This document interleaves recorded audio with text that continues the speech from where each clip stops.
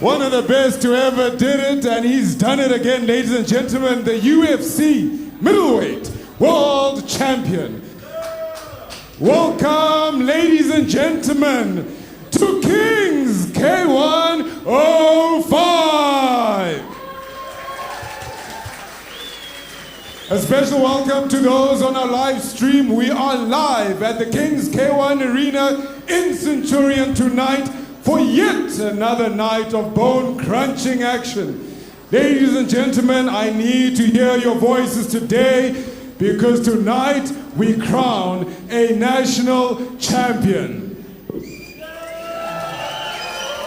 Now let's see if you guys are awake. It is for the Wacko Super Am national title. Who is gonna take it? Will it be Vele, the White Lightning, Van Rooyen? Or will it be Reginald Mad Dog Tutube? Well, it's gonna be one hell of a fight night tonight. Make sure that you keep yourself glued to what's happening in the ring. Before I get carried away and we get the action underway, let's thank those that made it possible for all of us to be here, and that is our sponsors, S&T Sport, Simplex Sport, Gillette, Cash and Carry, and Wacko. Ladies and gentlemen, let me not waste any more of your time. Let's get the show on the road. Are you ready? Are you ready? Our first fight of the night is a catch 69 to 73 kilogram am bout. Fighting out of the red corner from BMKA Gym. Let's hear it for Ardus David. It's on now. Well, here we go, Given. It's on This is now. what we've been waiting for in our Kings K105. It's going to be a night of fights to remember. Definitely, definitely. I'm excited. I'm looking forward to all the fights, from the amateur fights to the pro am fights to the professional fights. Yeah, and as Bukle was saying in the ring now, we're crowning a national champion here tonight. So, yeah, really great night of fights. We're starting off with a good one here now. Ardus out of BMKA Gym. It's his debut fight, and he's looking to make known here that he's got the power and he's going to be able to do this. Fighting out of Pandemonium Gym, make some noise for Jefferson Kumalo. As you're saying, yeah, man, Ardus is a very tough fighter. Yeah, it's his debut fight in K1 Kings today. So this is going to be a nice fight. Jefferson comes from Pandemonium, from the same gym as Patrick. And we know those guys, they always deliver in the K1 sport and also in the MMA world as well. Yeah, Given we got a couple of the guys from Pandemonium here tonight, and Dwayne and his guys always bring it. So absolutely, we can look forward to them coming forward and throwing tonight. Definitely, this one is gonna be a nice warm-up fight for the tournament. Ardus is from Sanseba Fana. Sanseba Fana brings in a lot of experience, so his fighters are tough. It's a well-matched fight between these two guys. Yeah, I think it's definitely something to look forward to. And the crowd tonight is alive. It's beautiful, man. Yeah, if you're not here, you're missing out tonight. Absolutely, an atmosphere that always drives the fighters as well, keeps them going. And you always fight better when you got somebody screaming your name from the side. That's true, that's true, that's true. The more support, the better the spirit of the tournament, the more you can bring it as a fighter. 100% Given. Yeah, I'm definitely looking forward to this. The guys are looking sharp up here. Absolutely. Ardus in this corner looks like he's absolutely carrying more weight than what it says on the weight chart. He looks a lot bigger now than he did at weigh-in. It's always the case with some of these fighters. In fact, most of the fighters, they have to go through that gruesome weight cut, 10 kgs, 5 kgs, and then they just to pick it up again on the day of the fight. So definitely they're gonna look much bigger today than yesterday. Yeah, that's correct, and I'm sure you know what you're talking about. You've been through a couple of weight cuts yourself, eh? I have. It's never easy, it's never nice, it's never fun, it's hard. It makes you a tough man, eh? 100%, and it doesn't sit in Afrikaans. They say sit nie in almal se broek nie. It doesn't sit in everybody's pants. You have to be born for it. You 100%. definitely have to be born for it. Right, so here we go. Fight number 1. We're up. Hardus in red and Jefferson wearing the black trunks, the pandemonium shorts. You can see Jefferson comes in nice and relaxed on the first round in a few seconds, but you can tell Hardus, he's here to throw those low kicks because, as I was saying, from Sensei Bafana's gym, they are having a Kyokushin background, a karate background, so you're gonna expect a lot of low kicks from Hardus. Yeah, and then and K1 is a lot of lower, faster leg kicks, etc. And the guys are always chopping in at those legs. They're both fighters now going. Definitely. As you can see, they got into a clinch. There's new rules with the clinch when it comes to pro-ams, amateur fights, and professional fights. So let's see how this one goes with these guys with these new rules as well. Yeah, these chapsies are on amateur, so they're still allowed a 5-second clinch and throw one knee before they break, correct? Yeah, definitely. Yeah, that's nice. I wish they could have done that for the pro fighters, man. Eh? Yeah, no, absolutely. Yeah, but as you just said, that's now banned for the pro fighters. No clinching, no leg catching. It's gonna be a bit hard for these professional fighters because they're used to clinching, most of them, especially for the fact that most of these guys are from MMA backgrounds, Muay Thai backgrounds and stuff. 100%. Yeah. Yes. But you know, K1 is a nice feeder sport for the martial arts, for the mixed martial arts as well. You know. Yeah, a lot of this MMA fighters, they get a lot of stand-up experience from K1, so it's a very good sports to mix with MMA. 100%. And our two South African representatives in the UFC currently both come out of a K1 background. Drickus was a South African a world champion in 2012 and in K1. And Cameron Simon as well. He was also a K. Oh, look at that beautiful spinning back fist coming in there. That was a nice one. Yes, as you were saying, they also fought in such tournaments such as the K1 Kings. They also came out from this. So, right. End of round 1, a nice evenly matched round there. Yeah, it was a nice evenly match, definitely, yeah. Now the fights are pulling ahead, both attacking the legs. Hands only coming in towards the end of the round there. Yeah. Hardus was throwing those nice low kicks. Jefferson was trying to counter them back as well with the low kicks as well. So it's going to be hard to score this first round for the judges. You know, the thing watching the K1 fights as well is, you see punches being thrown, you see a lot of kicks being thrown, but the scoring in K1 is very strict. We might see a guy throwing 30 punches, but he might only score 5 or 6 of them because the punch has to be landed clean. Yes, can't come off a glove. Yes. He has to be balanced. The punch or the kick has to be thrown with effect. Yes. So what you see happening, and very often the crowd looks and goes, oh, that was his round for sure. Yeah. But the judges are scoring on a different scorecard to what we're actually seeing, right? Yeah, it's always the case. From our point of view and the judges' point of view, it's never the same thing. We don't see the same thing as the judges are seeing. Those guys are trained for that, so they see different things and they see everything clearly. Yeah, 100%. So here we go, round 2. Guys are a little bit more tentative coming out into this round. Obviously, they come out round 1, opening fight of the night, adrenaline's going, you get a lot tired when your adrenaline's pumping, you want to be calm when you're in there, but you still do need some adrenaline to be pumping too. Yeah, I can see Jefferson still has the stamina to go in the second round. Now Hardus came back. He came back in the second round. Oh, beautiful nice head kick there. Calm. Sorry to interrupt you, given that was a nice head kick there from Jefferson. Oh, throwing some combinations now, getting through. Always in the second round, that's where you see the difference between the fitness between the two fighters and who wants it more, because now it's the second round. They filled each other in the first round. They judged each other in the first round. Now the confidence is high now. Yeah, and Hardus, this is his debut fight. So obviously he comes in here. There's a lot more nerves than what there would be for a more experienced fighter. He comes in hoping to maybe like putting some big punches on guys in sparring in the gym, and coming in here and it's suddenly you're throwing the bombs and it's taking your wind away, It's not the same thing. And also the big lights, the stage can also be intimidating to the new guys in the fight, Yeah, 100% so. Because these guys, they fight in most of the time in smaller tournaments. Oh, beautiful front kick to the jaw there. Absolutely stunning. But referee not counting it as a knockdown? Yeah, they're counting it as a push, as a slip. Okay, well, look, it looked from my side, it looked like that landed flush on the chin coming off from there. Yeah, it looked a bit hard. But also Jefferson is a tough guy, so Yeah. it will be hard to tell if it really did the damage. You know what I'm saying? Yeah, well, it doesn't look like he's taken any. No, it does not look like he's bothered by defect from that. it. Yeah. There we go, the guys stalking each other around the gym here. But when they throw, they're throwing with intent for sure. Yes, definitely. Not much landing very clean at the moment. Oh, there's a nice As side compared kick. to the first round, they were landing a lot of clean technical strikes in the first round. Yeah, but as you were saying, round 2, the adrenaline's kind of settled a bit. You're tired, you're coming up now. Yeah. And that's where the fitness starts to show. Definitely. Now we're going into the last round.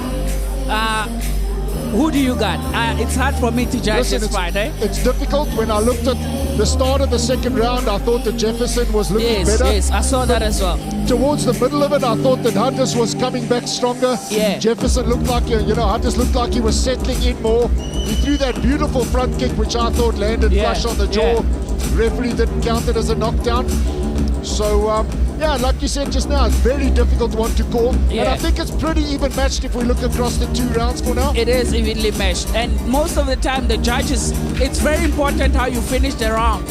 The judges, they take that mostly into consideration. So the guy who's pushing towards the end of the round, they usually award it to him because he shows he wants it more. That's very interesting, yeah. And you'll often see in training too, you'll see guys pushing on a 3-minute round, and you'll see the guys when the countdown starts to get, the beeps start to get closer to the round, they're stopping before the final bell. Yeah. And that's something that guys need to realize in their training. Oh, look at that nice push kick to the chest. These boys are fit, man. This is a 10th round, and look at the intensity. Absolutely. And they're doing fancy jumping stuff in the last round, man. 100%, and they're both actually looking fresher in this 3rd round than they did in the 2nd. I feel like now at this point they both know that it's probably a draw. So now they want to both win the last round so that one of them can win. 100%. Because it and might be a draw. It's hard like to. You said earlier, you want to finish stronger. Yeah. It's not how you start, it's how you finish. It's how you finish in the fight. Pretty much what it's like. Oh, 2 nice but answered fights to each other, both connecting to the head there now. It's amazing the level of the standard of amateurs in South Africa, man. I mean, these guys are amateurs, but look at how clean and technical they are fighting. Absolutely, yeah. And the discipline in there. And both in great condition, right? They're both in great condition. Right? So these are amateurs, so they're still allowed to clinch. There was almost a bit of a clinch going on there now from Hunters. Yes, and now Hunters turning into a spinning shot there now. Amateurs are still allowed to throw a spinning backhand and a backhand. They're allowed to do that. And the pros are not allowed to throw the backhand, only the spinning backhand. So that's also a rule change for 2025. Yeah, these rules are going to kill these guys, eh? Because a lot of them are used to the old rules. So it's going to take a bit of a few time for them to get it right. To get into it and get it going, yeah. But so far, these two warriors, they seem to be doing good with the new rules. Absolutely, yeah. But the rules have not really changed much for the amateurs, though. Yeah, they're still more the same. Yeah, still more the same. There's a lovely inside leg kick there from Hunters. Yeah, you could see that head guard was about to come off, since the first round. So, right.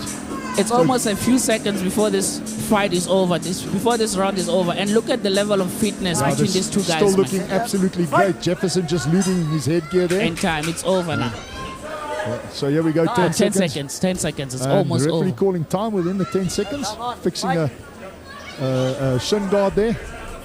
And now they're going to throw now. You're going to be wanting to finish strong at this point, as you were saying earlier. Yeah, there definitely. we go. That's the end of the fight. A great fight to open up the night. It was a very brilliant fight. Who do you got? I can't tell. In my own opinion, I'm seeing a draw. Given I would very much agree with you on that one.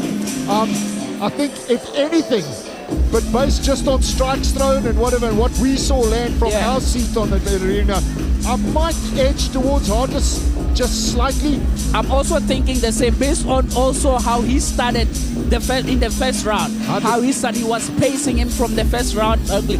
Later on, Jefferson started also countering and all of that. But he seemed, Hardness seemed like he was the one who wanted to win this fight more from the first round. Did look to me towards the end like that.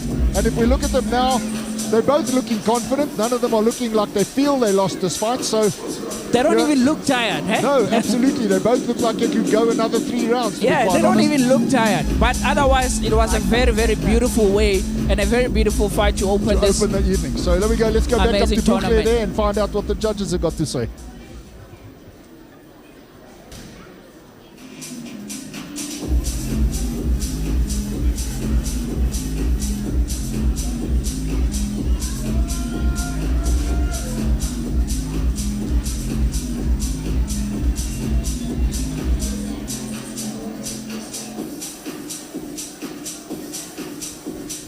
Oh, they're still getting they're still judging. The judges are still judging. I'm not surprised it's taking this long, eh? Yeah, 100%. You know, both coaches are standing in the corners. If we look over at the 2 coaches as well, neither one of them looking really confident in this, but nobody looking worried either. So I think they're pretty much of the same opinion as us. Definitely. I wouldn't be surprised if they say this fight, they scored it as a draw. Because these guys, they gave an amazing fight. Yeah, it's great, but you know, and draws are going to happen in the fight game for sure. Yeah. But it's kind of almost like kissing your cousin, correct? You know, you come to fight, you come to win. So, but both these young men can hold their heads up high. They both can. And your winner is Red. Oh, there we go. I saw that one, yeah. So we both saw it with a slight edge towards the others there. Definitely. But like I was saying, both these fighters can hold their heads up high. Jefferson definitely nothing to be embarrassed about there. He came out and put on a good fight. You can tell both fighters, they have a bright future ahead of them, eh? 100%. What a fight, artists. Congratulations. How about that for a King's K1 debut? Sorry, let me do that again. How does that feel? It feels good. Tell me about the fight. What were you expecting? Did you get what you were expecting? Yeah, I thought he's going to be like a boxer, and he boxed most of the time, but he also did front kicks and stuff. How was it fighting under King's K1 for the first time tonight? No, it's very nice. The people is great, yeah. Everybody's friendly and helping. Yeah. Fantastic. Make some noise. Arthurs! Oh, there we go. Yeah, probably the most difficult thing for a fighter is the post-fight interview, right? Yeah, we don't know how to speak, eh? Fighters don't know how to speak. But too much English after a fight can be tough to digest, ladies and gentlemen. Our second fight of the night in the under 75 kilogram amateur weight. Fighting out of Pandemonium Gym in the red corner. Make some noise for Hanif Aljan. All right, so Hanif here also fighting out of Pandemonium Gym. Like we said, we got quite a number of fighters out of Pandemonium here tonight. There's right? a lot, and he's also debuting at King's K1 tonight. So let's see how he's gonna give us, because his training partner Jefferson gave us a beautiful fight. So I hope and I believe that he's also gonna give us a nice show. And in the blue corner, fighting out of A-Team Stars. Let's hear it for Cohen Khaya. Right, so Cohen also on a debut fight here. Strong-handed fighter, you know, and he's also some new blood coming in now. As we were saying just now, Hanif is coming in from Pandemonium. Yes. And it's his debut in K1. Yes. At King's K1. But he's got a record in K1 fighting already. Yeah. This is just the first time in this organization. So Yeah. It's both their gyms are very, they produce very good fighters. Pandemonium produce a lot of good fighters. Also the A-Team Stars, there's a lot of nice big names in that gym going to the EFC and fighting all over the world. Same thing with these guys as well. There's a level of fight in South Africa that's just next level. Like right, you were saying just now, even in the amateurs, these guys they're there and they've got a whole career ahead of them. They're coming in here strong. But South Africans, there's a fight in South Africans. There's something in South Africans that gives them grit and determination, right? We know how to fight as South Africans, man. I'm seeing more fighters in the UFC from South Africa and from Africa as a whole as well. 100%. We build them tough in this place, We build right? them tough. Like Drika said, what does he say in Afrikaans? I don't know that Ja, line. hulle weet nie wat ons weet nie. Hulle weet nie wat ons weet nie. 100%. So Hanif is looking heavy in there, right? Not Hanif, I mean Cohen. Cohen is looking a lot heavier in there than Hanif. But Hanif has the reach advantage because he looks a little bit slight taller than. Yeah, 100%. Yeah. But Cohen coming in there, he looks a lot snappier. His jab's quick. You see, in Cohen Sansei, he's also from Kyokushin background. So you're gonna see those low kicks, and if Hanif is not blocking those low kicks, eventually he's not gonna finish this round. So he has to check those low kicks. Yeah, and he's not checking anything. He's They're not checking. Look nice at and how solid. nicely they're landing. Yeah, that's his front legs really. Oh, there was a nice head kick thrown there. Unfortunately, just missing.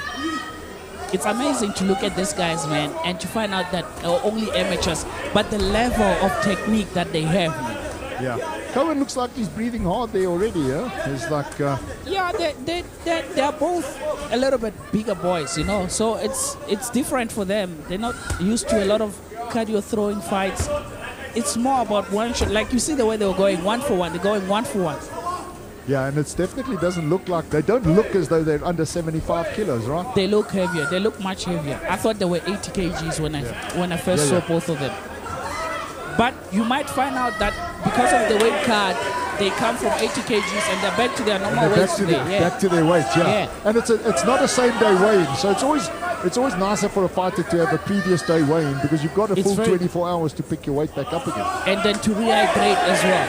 Yeah. But you know, as somebody who comes out of a world where dieting and hydration and stuff is so important, I can tell you that even in 24 hours, it's very difficult to hydrate fully in 24 hours. It's not easy. It's hard, hey?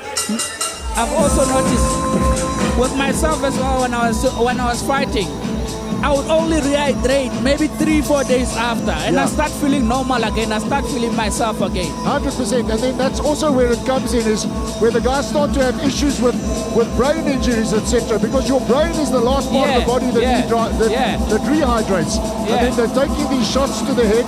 There's some monster stuff landing, and then there's that looseness in the brain that starts to take hits, you know.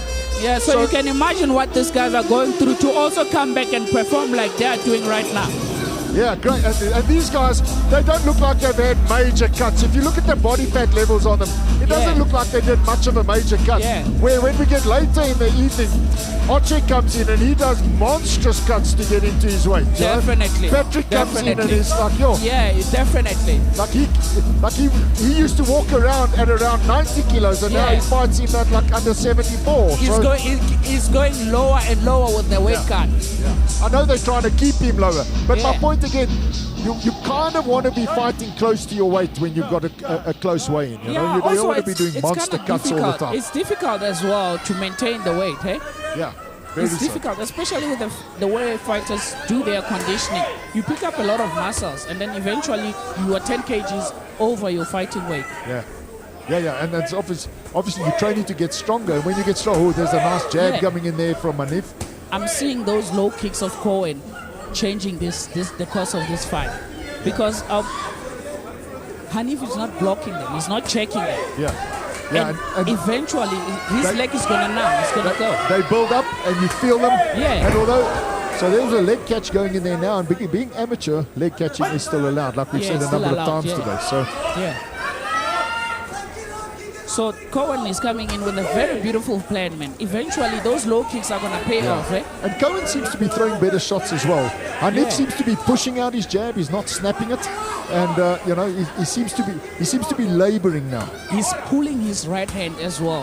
He's not throwing it to his fullest. And if he throws it to his fullest, it might work magic for him. Because Cohen's hands are down. From this point of view, you can see his hands are very low. So Hanif is landing that body shot, that jab to the body fairly regularly, and it's there for him. It is there for him. but when he throws it, it lands, but he's not throwing it often, and maybe he wants to work that paunch a little bit. I just said paunch. And I can see his boxing is pretty good, hey? Yeah. He just has to mix it a bit with some kicks, because now it's giving Cohen an advantage. He's kicking and punching. He's kicking and punching. He's only boxing. And Cohen's kicks are scoring all the time. They're Those are scoring, scoring he's not shots. blocking He's anything. balanced. He's throwing them with intent. So he's landing and he's scoring. And as we said, the scoring in this shots, like that kick now wouldn't score. It came off the hand, so that doesn't score. And he was falling off of it. But these leg kicks that he's throwing to that front, there's a lovely shot coming in there. That was beautiful. And have you noticed Hanif's mouth is starting to hang now? Absolutely. Have you noticed that? Halfway through that round, he was breathing. It should be. There was literally spit floating out of his mouth as he was throwing shots. It should be a good third round. I mean, Cohen almost got him here on the last 10 seconds on the ropes. He almost got him. So there's this thing lately, Given, of fighters standing in their corners, and I know there's quite a couple of the UFC guys who go to their corners and stand. They don't sit down. What's your opinion on that? Do you think it's a good thing for the fighter to stay standing? Let's look at Hanif now. He looks absolutely exhausted standing. I feel like it's good, because I feel like if you sit down, you go to a relaxed state, and because your body is tired, and when you come out of that relaxed state, it becomes difficult for you to continue to the level that you were at. So it's better to stand and drink water in that state that you are in, so you can go back and fight in that same state. That's a very interesting point. But then again, you see top world-class fighters taking a seat in the corner too. So I've seen that with a lot of UFC fighters as well. A matter of preference then. Yeah. Let's see what the last round brings for us. Here we go, round number 3 of fight number 2 of Kings K1 05. Cohen's crowd getting really excited here from behind us. I'm telling you, man, this guy, they support each other. The A-team, they support each other everywhere where they go and fight. They always bring the numbers. They always bring the big crowd. Yeah, that's great. You come from one of those gyms too. And we're in a gym where the guys all also come and support their people. We come, the whole gym comes to support. This is one of those moments again in a fight where guys are pointing at their equipment and stopping, and the referee hasn't stopped it yet, and the opposing fighter is showing the respect to say, wait, I'll back off because you're going. I don't know if I've got that kind of sportsmanship. I'm throwing punches. The thing is also, when you're in there, you need that 2 seconds of a break to bring yourself 100%. You're happy when his equipment fails. You get some time, But you can check Cohen's low kicks, man. They are very effective, man. I feel like that's what is going to give him the win. That's what's going to give him the fight, So far, I put him at the front. And if it's only boxing, it becomes difficult for you to win the fight without kicking in a kickboxing fight. The judges are always going to give the points and the fight to the guy who's doing kickboxing. So you have to go in there and do kickboxing, not boxing. I saw Hanif finally check one of those shots, but he's taking punishment now. And that was the only low kick that he checked. That he's checked throughout the entire fight. Look at that. Well, there we go. Beautiful front kick in the face from Cohen. But here's the thing here now. So Cohen, although he looks like he's got him in a bit of trouble, he still wants to stay calm and relaxed. He doesn't want to punch himself out either. Yeah, but he's landing nicely short. Very nice, it's like everything now that he throws goes and land right on the money. Exactly, and a nice combination there just now of a cross and a low kick. Look at that. Look at those punches. Every punch that he throws at Hanif's face, it's landing. It's like Hanif's mouth is hanging. You can tell he's fatiguing. I don't think they still want to be. That's it, but we got to give it to Hanif. He's still in there. He's a tough guy. 100%. Like we said, the guys from Pandenium's gym, they're very tough, man. They're not easy guys to beat. They don't come here to play. Even if they end up, and what we feel right now is on the losing side of a fight. He's in here and he's not quitting. He's losing like a man. So there we go. Some nice respect. The guy's happy there at the end. But I think we can both agree. We can agree on that. Cohen was kickboxing. He came in here to kickbox. I've seen a lot of boxing from Hanif. So I think that's going to be a discouragement from his side. But you'll never know with this fight. To be quite honest, I thought that Cohen was looking tired halfway through the first round. From the first round. And it just seemed to stay that gear like a Massey Ferguson tractor. And then Hanif's mouth started hanging towards the end of the second round. So it was tough for him. That's why now he couldn't keep his hands up in the last round. He was eating a lot of shots. He even threw a nice, beautiful front kick in his face, and it landed. Yeah. Really looking sharp there. And if we look, he's hanging on the ropes now. If we look over into our next corner there now, he's absolutely spent. Yeah. This is one of those, he's standing up in the ring, but he's going to go backstage and he's going to find a nice corner to lay down a little bit there. Yeah, for a few good 20 minutes. Just to try and find his luck. For a few good 20 minutes. Yeah, man, this sport is tough, man. You can be confident from the gym. You can feel as fit as you can be from the gym until you step in the ring. And then it's a different ballgame. 100%. So the fighters are in the middle there now. We're going to go up to Bukle, find out what the judges thought about this. Personally, I'm going with blue. I'm going there too. But that's my own personal opinion. I'm with you on that one. I think that there we go. There we go. That's blue. There we go. So there we go. Given. We're on a roll here. We're 2 for 2 on calling this tonight so far. Yeah, we're doing a great job, don't we? I think next time they might put us in the judges' seats, yeah? Come, God. You okay? Stand here for me. How was that? Good fight? It's good to be back. Yeah. It's been a while. It's good that you are back in the ring. Also, you just took the first win for A-Team Stars tonight. Yes, sir. All the rest is going to take him too. Check it. And how was your preparation for this fight? It was hard, very hard. I'm very fat, like you can see. I had to lose a lot of weight, so I died a little bit, but it's fine. I'm here. I made it. We did it. Cohen's not good for my self-confidence. Cohen, congratulations. What a fight. Make some noise for Cohen! Ah, there we go. Team A2 Stars. Cohen did a great job in there tonight. He was very definitely the better fighter on the night. Definitely. He came to show that he wanted it more than Let's keep the show on the road, ladies and gentlemen. Our third fight of the night. An under 56 kilogram amateur bout. Fighting in the red corner. Out of Pandemonium Gym. Let's hear it for Tabang Rampaselo. The first 3 fights, it was the opponents were from Pandemonium. Can you please pronounce it for me? I'm not good with the way. Pandemonium. Yeah, that's right, Given. Patrick is going to kill me for not knowing how to pronounce his name. Yeah, 100%. But listen, like you said, Pandemonium. 3 fights on the night, 3 fighters in the ring already, and there's more of them to come. They're very active in the K1 scene. And they are very, very good and tough fighters. Yeah, 100%. Their fighters are very good and tough. They come in here, they've worked hard, they've got good coaching staff. And in the blue corner, fighting out of Warrior Sports. Let's hear it for Labuhan Ramakwai. There we go. This is my homeboy. We train together. I train out of Warrior Sports as well. And this is Lebo. We call him the honey badger here. He goes tough as nails. I know I've sparred a lot with Leboang. We went to the World Championships together. He's a very, very tough and experienced honey badger. Absolutely. Yeah, and it was 2 years ago that you guys were at the Worlds together. We went to the Worlds together. It was an amazing team that went across there.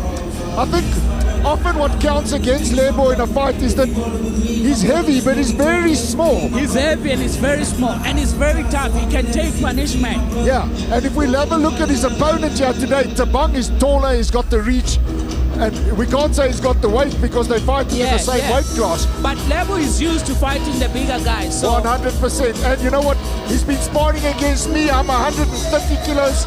So he's used to it. It's not that I'm helping him work hard, but he's been managing to get past my reach, get in on the inside and land some good stuff on me. So, and this is Tabang's debut fight on K1 Kings. I believe that Lebo has fought at K1 Kings before, right? Yes, that's right. Lebo has been here before. He has been here. So also he has the experience in K1 Kings. And I know he's coming in very fit today. But now look at this again. So now Lebo's secret to this is having to get past those jabs. He's going to have to work some angles here to get in. I can see the Muay Thai Lebo, the way he's disciplined with keeping his hands up. And now that this is K1, I see him coming in, trying to score a lot of points, chasing the points. And he started with that high pace, trying to get more points than his opponent. And like you said, that's a Muay Thai thing. You want forward motion through the fight. You want aggression. The whole round. In K1 though, at King's K1, aggression doesn't score points. Aggression doesn't score points. So that's what I'm saying. That Level seems like now he's a little bit disciplined with the K1 fight because he's coming up a lot of points. I can see him scoring a lot of points there. Yeah. So Tabang is landing here. He's outreaching Lebo, but Lebo's getting in there. He's getting in underneath at times. He's throwing good leg kicks here. He took a nice knee to the stomach there.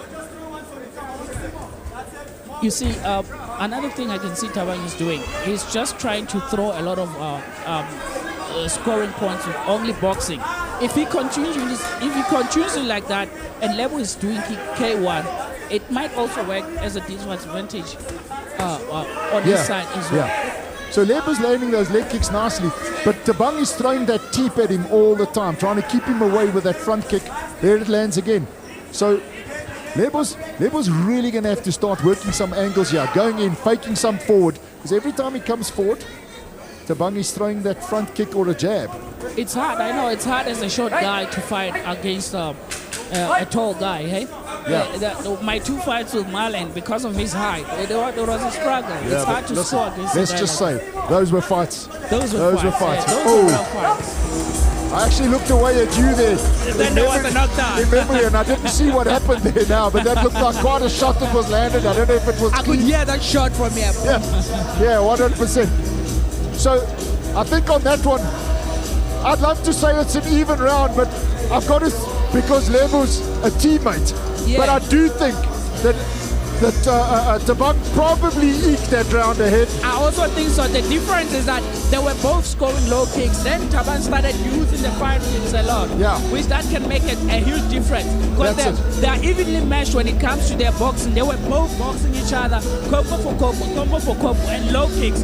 Now Tabang became smart and started using those and that push keep kicks. His keep, and he's landing it cleanly right through the gloves. All the time. And he's pushing Lebo back with it. Yeah, it might be a little bit of a disadvantage for Lebo. Yeah. So and I can see if I look across at the coaches there, they're giving Lebo the same advice there to watch for that kick coming down the middle.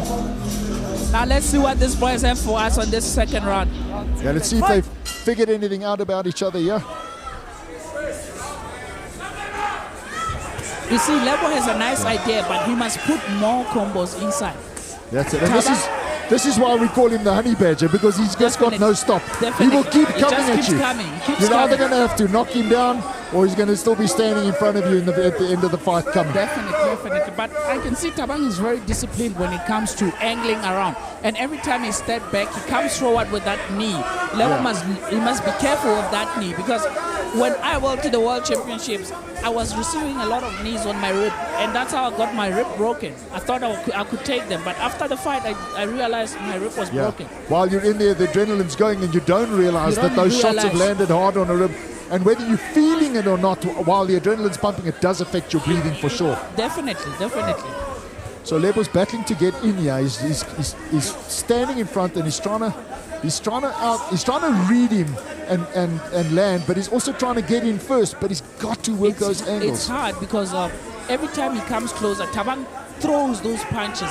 He throws. Can you see? He lands every punch that he's throwing, and that beautiful knee, because of his reach advantage, he knows how to use that knee. That's it. Yeah, definitely. He angles out a lot. This is something that you also see with Patrick in his fight. This guy's from Pendant. What is the name of the gym again? Pandemonium. My English is bad, eh? No, it's great. It's absolutely amazing. So these guys, they're very good at angling and movement, and they're fit when it comes to that. He's rushing in at Lebo there now. But Lebo's still in there. There's never going to be quit in this young man. Absolutely not. As much as I know him, he's not a quitter. He'll never quit in a fight. So 10 seconds left in this round now. You know, there was a time in the past when I said Lebo should maybe cut to a lower weight just because of his size. But if you look at his condition here, there's not a lot of weight. What's he going to cut there? So he's going to have to start losing muscle if he wants to go down. And also in South Africa, for him in his weight, it's hard to get guys in his weight. That's going to fight. I mean, if you go to Thailand, you put him in Thailand and you get him fights like that, he's going to get like a fight every weekend. He'll get a fight with a guy his size. He can even cut lower. That's it, yeah. But it's a difficult cut. I mean, if you just look at his condition here. But if we look over here, Lebo's still looking fresh. And although I think Tabang has edged those 2 rounds, just on because of his reach. And because of his reach, and he uses nicely. He uses really his using reach it nicely, and he looks fit. But he is looking more tired. Yeah, he's than a what little bit Lebo is more at the tired. moment. But so far, it seems like he scored a lot of points, eh? I think so too. And so I'm almost at the point of wanting to say that maybe Lebo needs a finish in this. But it's very difficult for a small guy like that. Yeah, it's difficult to come close, especially with a guy like Tabang. He moves a lot. Yeah. He knows how to use his reach. And then he comes in with those nasty knees as well. They are discouraging to go in, to keep going in, and you're getting hit with knees. You don't want to be there anymore. Yeah, sometimes from the outside, that knee doesn't look like it lands hard, but it lands enough. Yes, it lands. The guy who's receiving it can feel it even more. Keeps throwing that spinning back fist. He's missed it every time. And I think it's literally because he's going over the top of Lebo's head with it. And I can see now Lebo in the last round is coming in stronger. He can also feel that he's a little bit behind with points. So now he's trying to get him. But also Tabang is very smart when it comes to countering and moving backward and angling. Yeah, no, very definitely. Look at those beautiful knees that he's throwing. This fight, in my mind, has come down to the difference of reach between the 2 fighters. That's the only thing that separates it. But if I'm looking, you just cannot fault the heart on Lebo. You cannot fight the heart on Lebo. He's a very, very tough fighter. He's a very, very tough fighter. I see him becoming a world champion one day. Yeah, 100%. I definitely see him becoming a world champion. 100%. As you were saying, he needs the right fights against the right kind of guys in the right weight class. Because he's definitely, that one landed and head kick. That's gone to knockdown. That one scored a knockdown. So here's a thing that I heard from speaking to the judges before. A knockdown here isn't a natural 10-8 round. It doesn't go towards the round. It's a 2-point score. It doesn't work like that in K1. Apparently what happens here is a knockdown is 2 points. It's only 2 points. It's not necessarily a 10-8 round. Oh. It doesn't count towards the round. It counts 2 points on the judge's scorecard. Oh. Yeah, we used to Muay Thai. 100%. It's a very tough fight. That's a solid kick Lebo took there in the side and one under the jaw. But also after that knockdown, it's convinced the judges that Tabang is the man that wants to get this fight more. Lebo's starting to take some shots here now. He's really looking like that shot took a little bit more. I think it did. I think that shot, it did affect him a bit more. Yeah, I think it's... Because he's slowed down now. It's no longer definitely taking, slowed down. I think it takes a while to clear. That thing did land on the head. It takes a while. And there we go. Another nice fight. And I think we both agree on this one. This one's going pandemonium's way. Definitely. Not definitely, you'll never know. But in our own opinion, that's what we think is going to happen. Yeah. But you know, it's one of these things. I'm so proud to be a teammate of Lebo. Yeah, Lebo is a tough guy. He's in there against a guy that, if you look at them, they look like 2 completely different weight classes. They are. Tabang is over 60s. He's over 60 kgs. He cut a lot of weight yesterday to come and fight. He cut about 6 kgs. Yeah, so that's a big cut, and then you're coming in. And Lebo fights with his own natural weight, so that can really affect you. That's it, yeah. That can really affect the makes fight. a difference. But I mean, absolutely, the man holds his head high. He's in there. He comes in. He always puts on a show. You're never going to find him backing down. He always does. But I can tell that the reach advantage gave Tabang much advantage in this fight. Purely putting that down to reach advantage there. Definitely. Yeah, Lebo definitely needs to be working those angles. And the winner is... There we go. Yeah, we call that one. Again, a nice fight from both fighters. There's definite heart in this Kings K1. Yeah, definitely. Congratulations, Tabang. How was that for a debut at EFL? Kings K1. It was a good debut. I always wanted to fight at Kings K1 because it's a professional event. Well done. Of course, you're fighting a man shorter than you. We saw the difference, but you still had to work for that one. How was that fight? The fight was pretty easy for me because I had a height advantage and a reach advantage. So I used my tips well when he's trying to attack me. And when do you think you had him? Spinning back fist, the knees, and front kicks. Congratulations. Make some noise for Tabang! Oh, there we go. And he agrees with us. The difference was his deep, his And knee. the knees. And there we go. Definitely. It changed everything. Because they were equally matched when it comes to boxing and low kicks. Ladies and gentlemen, this is Kings K1 05. Make some noise. Okay, we're going to have to do better than that there.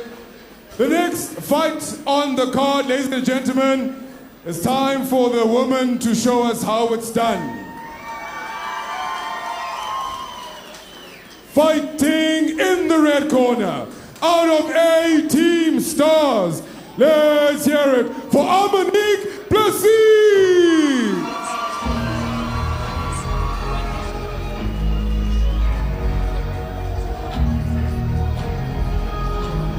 All right, so here we go. While she's coming out, let's just have a quick word for our sponsors. S&T Sport. S&T Sports, a leading brand of suppliers of sports accessories and clothing.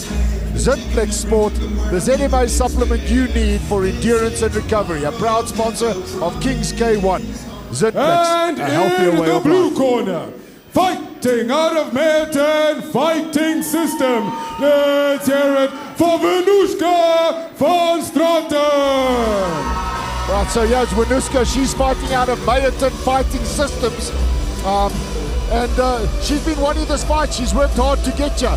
She's been wanting to get into Kings K1. Yeah, she is now. And she's one of SA's best strikers, they say. And quite an impressive national record. So, Amonique now from Team A-Stars, it's her debut. So, she's known in the kickboxing world. She's a strong and upcoming female athlete. But I mean, if I'm looking now just at what I'm looking at, and I'm judging now by looks alone, I'm going, Winuska looks sharp. Just even on her ring walk. Yeah, she's a very, very tough. She's one of the best female strikers in SA. So this is gonna be a very good fight. But also to think, Amonique, she's from a very tough gym as well. As I was saying, you've seen what this guy from the A-Team have been delivering, have been offering. So this is an evenly matched fight. I feel like this is gonna be. It might even, with the ladies, they might even steal the show and have the fight of the night. Yeah, that often can happen. There has been a thing of late where some of the ladies fight can be a hit and miss in various martial arts. I think one of the biggest problems with lady fights is they don't get pushed in sparring. They're sparring against men and the men are worried that they're going to hurt them. And so when they first get hit in the ring, there's a bit of a back off. But let's see how these girls go. Hopefully they throw down and give us a fight to match the rest of the evening so far. That's true. I like what you said. It's happening everywhere in the world, even amongst the professional ladies. When they spar with the dudes, with the guys, we always take it easy on them because they're females. But also when they come in the ring and they're fighting each other, you can see that they're also beasts. Yeah, no, absolutely. Tough. Once they're in throwing, and we've seen big names in the fight game that have knocked people senseless match after match, and then they're getting around, and when they finally take one to the kiss of themselves, and that's it, they go down, they slip. Yeah, they slip. That was a back elbow there, so there's been a warning from the ref there for a back elbow. So again, the ref doesn't necessarily stop a fight to throw a warning. That elbow went in, the referee called it. He's called a live warning with the elbow. Yes. She throws it again, he will make a warning. He's going to make if she throws it a third time, he's going to deduct a point. Yeah, deduct the point, yeah. The ladies looking like they're ready to throw at the moment. I must say that Winuska does look like she's a little bit more aggressive than... she's a little bit more aggressive than Amonique. But also, with these fighters, you can start like this in the first half of the... Beautiful spinning back fist there. And again, she's thrown that elbow. I saw that as well. Thrown that elbow twice now. I think maybe fortunate for her that one didn't land. The ref must be careful with that, because if she lands that elbow, it can be a big cut, and Absolutely. That's not safe for what's her name, Amonique. Yeah. And then of course an illegal blow that causes a cut, changes the whole fight. And we definitely don't want that. I mean, you want to lose, but you don't want to lose because your opponent got disqualified for throwing an illegal strike. 100%. Winuska definitely looking like the more aggressive and the sharper fighter for me. She's been dominating with a lot of this spinning back She's supposed to be throwing spinning back fists, but they are spinning back elbows. Yeah. But a couple of few spinning Yeah, I back think- fists have landed. Look, but she's not a pure, when I say not a pure kickboxer, she's fought in different martial arts as well, where the elbow is allowed. So then again, you know, sometimes, like you'll know, in the spur of the moment, you're throwing what you feel you need to throw. Definitely. It happens when you're in the ring. You surprise yourself by throwing something that you were not even intending to throw, and you just see it happening. Absolutely, and people watching are very often, oh well, that person is throwing illegal blows. And it's not. It's purely happening in the moment when you're used to being able to do it elsewhere. Yeah. But who do you got on this first round? So far, I think I'm going to go with Winuska in that first round. Definitely, she was dominating from the first second. She landed more clean shots, but Monique's not out of it, not by any She's not stretch. out of it. She may just be a slow starter. You'll never know. There's still 2 more rounds. She might come out there and she might surprise us. 100%. So here we are, Kings K 105. Kit Kat Cash and Carry, sponsored by stocking everything from bricks to bread. Over 50,000 items in stock, the cheapest in South Africa. So here we go, round 2. Monique versus Winuska. Anishka's, she's coming in strong, man. She really wants to win this fight. Hey, you can tell. Yeah, she's definitely come out with a more sense of an urgency in this round. Now you see, Monique realizes that she was a little bit behind on the first round. You see what she's doing now. Yeah. She's trying to get those points that she got in the first round. That's it. But her technique to me is not as good. So she's throwing them and she's going. But if I look at her punches, they're not as snappy. They're not as snappy. She looks a little bit slower. But also, yeah, we have to give it to them. These girls are still amateurs, you know. So that's why we see. And they will grow from here. Definitely. And you only get better when you get in the ring. That's true. That really can level you up. I mean, we might be looking at future UFC champions. 100% so. You know, you can come to sparring every week. You can stand on the floor and spar your mates and spar your teammates, and they can go hard at you. But there's nothing that matches stepping through these ropes. There is nothing that matches that. That opponent across the rope next to you, they can be the toughest human being you've ever fought in a fight. 100%, and they even have to take your head off as much as you are with theirs. Definitely. But now it seems like both ladies are starting to slow down in the second round. That's it. They're taking a little bit of breather here in the middle of the second for sure. And also, Monique seems to be a little bit of the aggressor because she's pushing forward all the time. That's Even it. though, what's her name? Winuska's Pardon me with definitely this. a little bit more tired at I'll the help moment. you with the black people names as well. 100%. I'm looking at that and I'm thinking, is that a wisp of hair sticking forward on her head guard, or is that a I can see the bruise? hair. It's the hair coming through. See, you've also got to help me with vision. Yeah, I can. I have black Superman vision, so I can see from far. Wakanda forever. All right, so here we go. WACO, the World Association of Kickboxing Organizations. And Gillette, the best a man can get. Junk Mail, also one of our sponsors here tonight. You know, given we mentioned the sponsors almost as a throwaway, but sponsors are the most important thing about the sport. We cannot do any of this. We can't do it without fighters. We can't do it without promoters, but we definitely can't do it without sponsorship. We definitely can't do it without sponsors. It is difficult to host a tournament like this from your own pocket. You need sponsorship support. 100%. Also for the fighters as well, they need sponsorship support. Exactly. You know, most of these, especially amateurs, but even our pros in South Africa are working full time and earning some money on the sideline. Definitely. That's what they do. That's why now. That's why now we're a little bit 2 steps back from the rest of the world, because the rest of the world, the guys have sponsors there. They have sponsors. That's what they do for a living. They go to gym in the morning, come back home. Go to gym in the morning, come back home, and train. That's all they do. 100%. So here we go. Given round 3, I think we're pretty evenly matched. I think we might be 1 round apiece here into this. The first round was pretty obvious, but the second round was a little bit 50-50 for me. But now it seems like Monique, she's coming in very strong in the last round. Yeah, very definitely. And that's spinning. So she's now starting to read those spinning backs. She's getting a glove up and they're not landing cleanly for Winuska. So that means that they're not scoring at all. In this sport, as we've said, the shots have to land. They have to land. Like they throw a lot of nice spinning back face, but the thing is that they always land on the glove. So the judges do not score that as they would in Muay Thai. In Muay Thai, the shot shakes, even though it hits the gloves, they still score. But it's different here in kickboxing.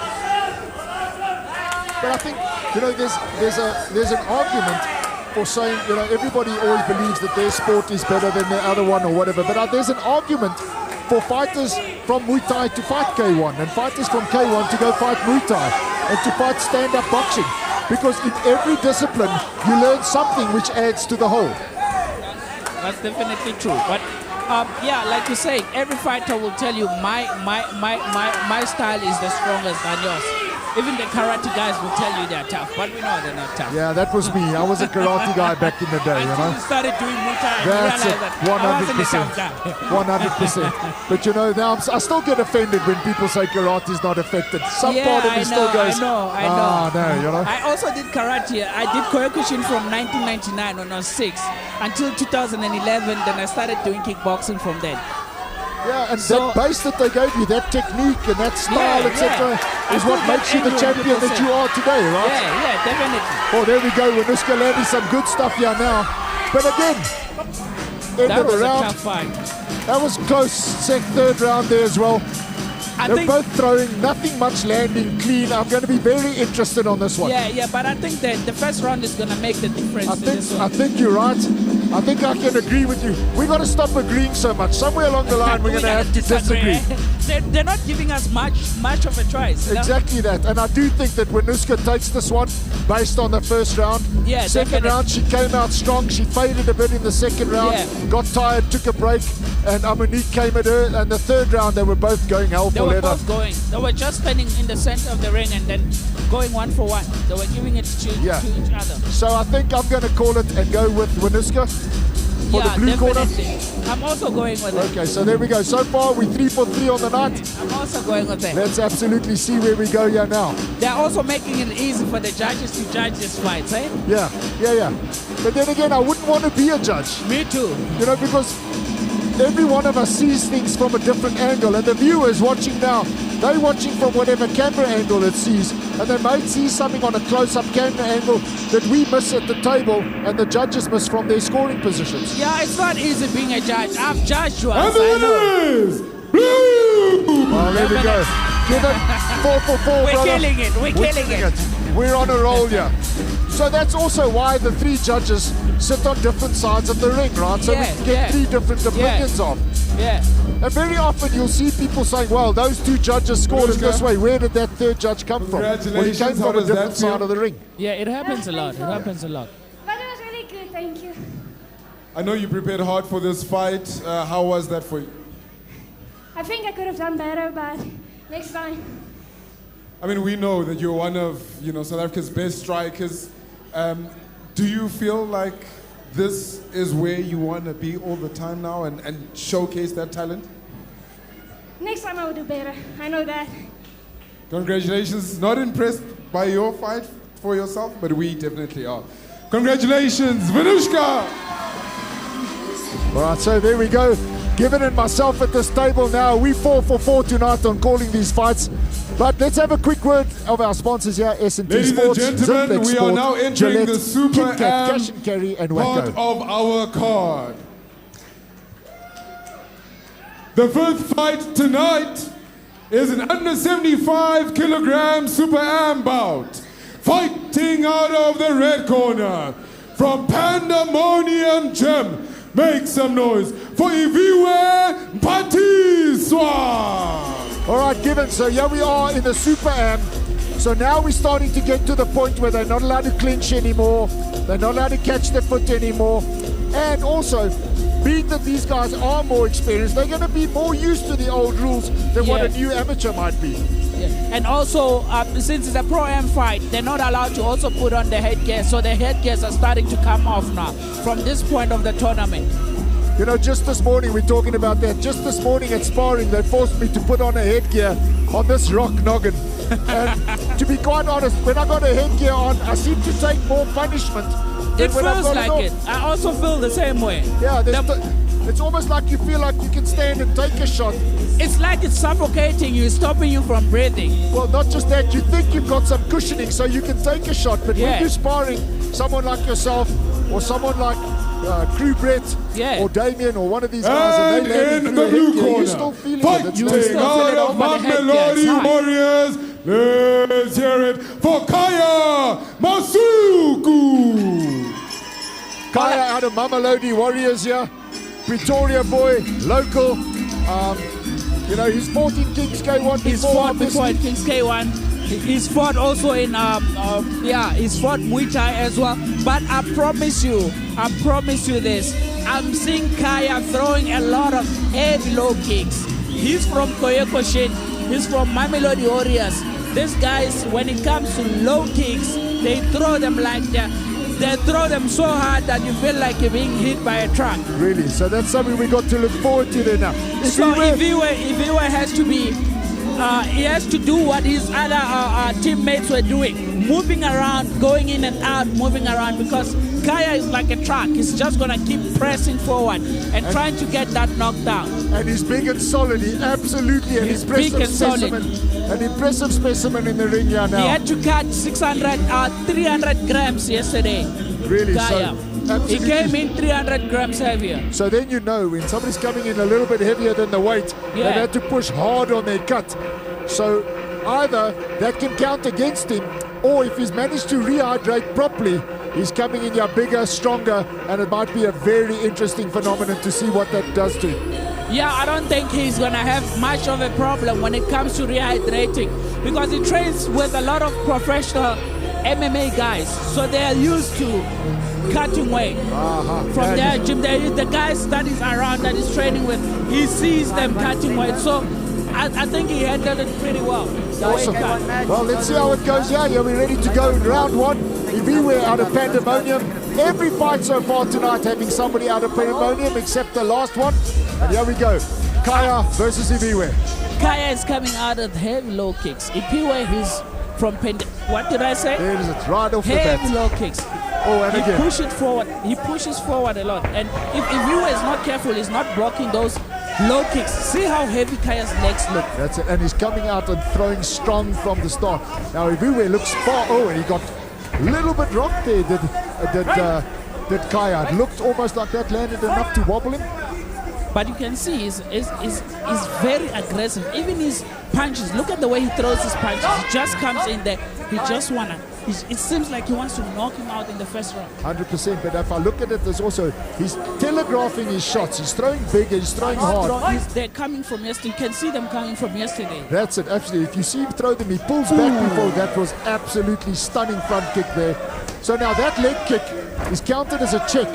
If his foot's a centimeter off the floor when it lands, it doesn't score. It doesn't score. It But lands and it does damage. he's taking a lot of heavy low kicks if you will. So that might work against him. And see how Kaya is landing that front tip to the face. If that thing lands, it can change. We've seen a lot of fighters from the UFC to the EFC where guys get knocked out like that with the front kicks to the face. Yeah, 100%. And it's because it comes from an angle that you're not expecting it. And even though you're fighting K1, you're expecting kicks to come. The way he's throwing it, it's coming up from close and firing straight up under the chin. But also, Kaya, if his fitness is not on point, he's gonna by striking like this and going in aggressive in the first round, he might also give it away to Iviwe. He might gas a little bit. He going might into gas this. in the second and the third round. But he's really looking phenomenal this far. And He's looking sharp. Iviwe's not backing off here. It looks to me like he's on the losing end of the exchanges now.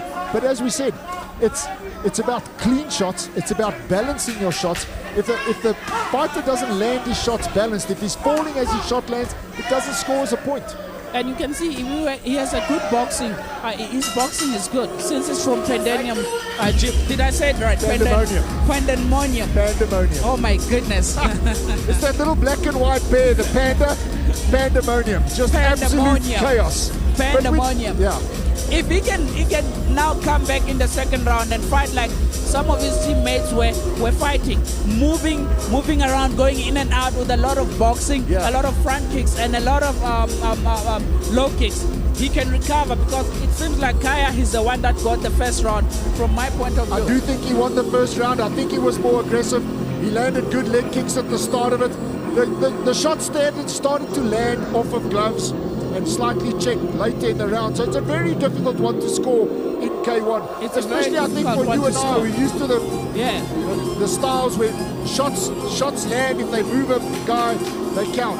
Doesn't matter if it glances off the gloves slightly or whatever, but this is very technical scoring in K1. Yeah. Now we're off to the second round. I really hope that Iviwe can come back and just utilizing more of his boxing and mixing it with those low kicks, because it seems like he's trying to imitate what Kaya is doing. Look at that. They're going low kick they're for coming low kick. strong at each other here now, right? See, this is what I'm talking about. He must put in a lot of boxing in there. It's going to give him a lot of advantage in this round. That's a solid leg kick landing again. But they're both actually landing quite well here now, given it's a bit of a scrap at the moment. I think they both can realize that it was hard to score the first round. So now they want to convince the judges that, you know what, I'm taking the second round. Yeah. That was beautiful. Nice. Oh, he got a warning there. I'm not sure what that was for. Referee pointing a finger there. The spinning back fist from the clinch. Yes, oh, from a clinch. Okay, yes. Cool. Now you can see the fatigue is starting to set in from both guys. And again now, they went into a clinch there now, which is now not allowed. And those hands behind the neck, technically a clinch. Now Iviwe has followed Kaya's power from the first round. Now you can tell he has no respect for his power. He took all his heavy shots, he ate them. So now he's pressing forward, and he's the much dominant guy, the dominant guy in the second round. He's pushing forward a lot with a lot of punching, a lot of boxing. But he's coming forward with his hands low though, Gibbon. So when somebody's throwing bombs at you and you're coming in with your hands a bit low, chances are you could also take one of those. You can catch one of those big bombs. But both fighters not very hands up at the moment. They're throwing to knockout. They're not go. These two guys are not here to try and get a decision at the end of they wanna make the decision for themselves. 100%. It makes it easier for us and the judges now. 100%. And it's also, the crowd loves it. This is a battle, the kind of thing that It landed on the body. It was fancy, it landed on the body. But that's not going to score, right? Because was he under control of it when he landed? Was that a score? He was on the ground. He was on the ground. Yeah.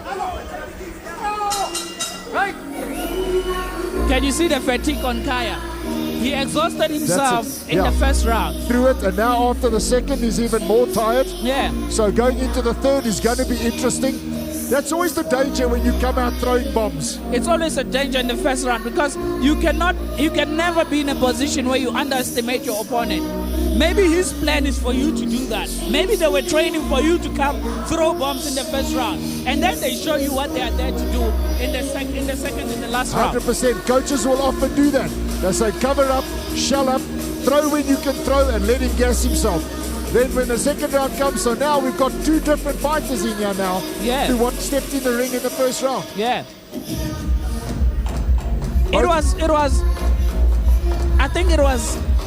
I'm giving the second round more towards Iviwe.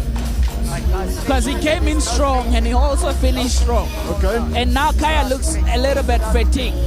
So hopefully in the last round, that knockout that these boys were trying to go for, we might hopefully see it. Iviwe was very definitely more aggressive in the second round. He was the more aggressive one. So this round is going to determine who takes the win. Yeah. First round, I'm going along with Kaya. With Kaya, and then Iviwe possible in the second round. Iviwe possibly got the second round. But a close second round. Now you see how he's coming in, pushing forward. That's it. And also, if he's in tight, those leg kicks aren't as effective if he's in tight. He's taking the power away from it. Yes, see, these guys are brawling, man. You can tell now they both just want to win the last round. Because one of these haymakers needs to land and somebody's going to sleep tonight. It's going to be the end of the game. It's going to be the game changer, sorry. Look at that. Iviwe needs to throw a knee when he's in close. And it's much easier. If you see a guy doing this, just keep your hands up, relax, and then counter-attack. They're open. Correct. You can land a very, very heavy shot, and then it ends the fight for you. And Kaya, you know, the other thing in K1, you've got to see your punch land for it to score. If your head's down, it doesn't count. So that, you see, Kaya is leaving himself open here now to all sorts of shots. Yeah, definitely. Kaya looks a little bit more of the fatigued one. Correct. If you is pushing forward and is landing a lot of nice shots now, can you see that everything is throwing is landing? Absolutely. You know, Iviwe might just swing this in this round. If he keeps this up, keeps throwing, there we go. Now he's got to time those shots. He mustn't just chase it. You know, very often the fighters get overexcited when they land something.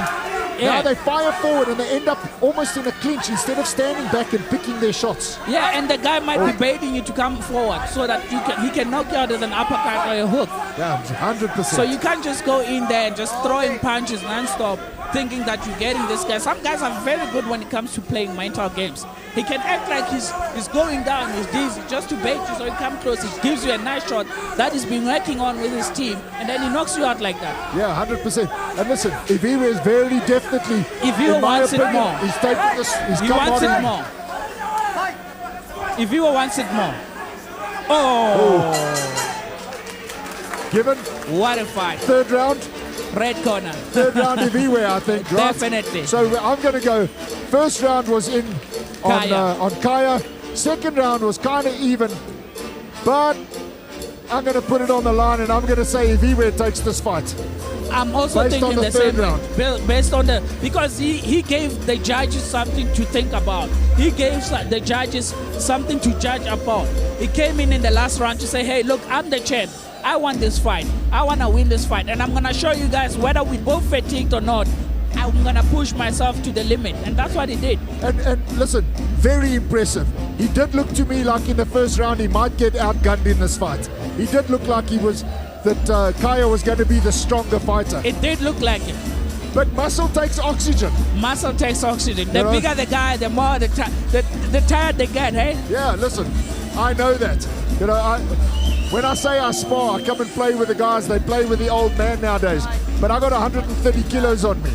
And it takes a lot of oxygen to keep that 130 moving. kilos. It takes a lot of oxygen to keep That's that moving. That's two of me. So here we go. Given where we going?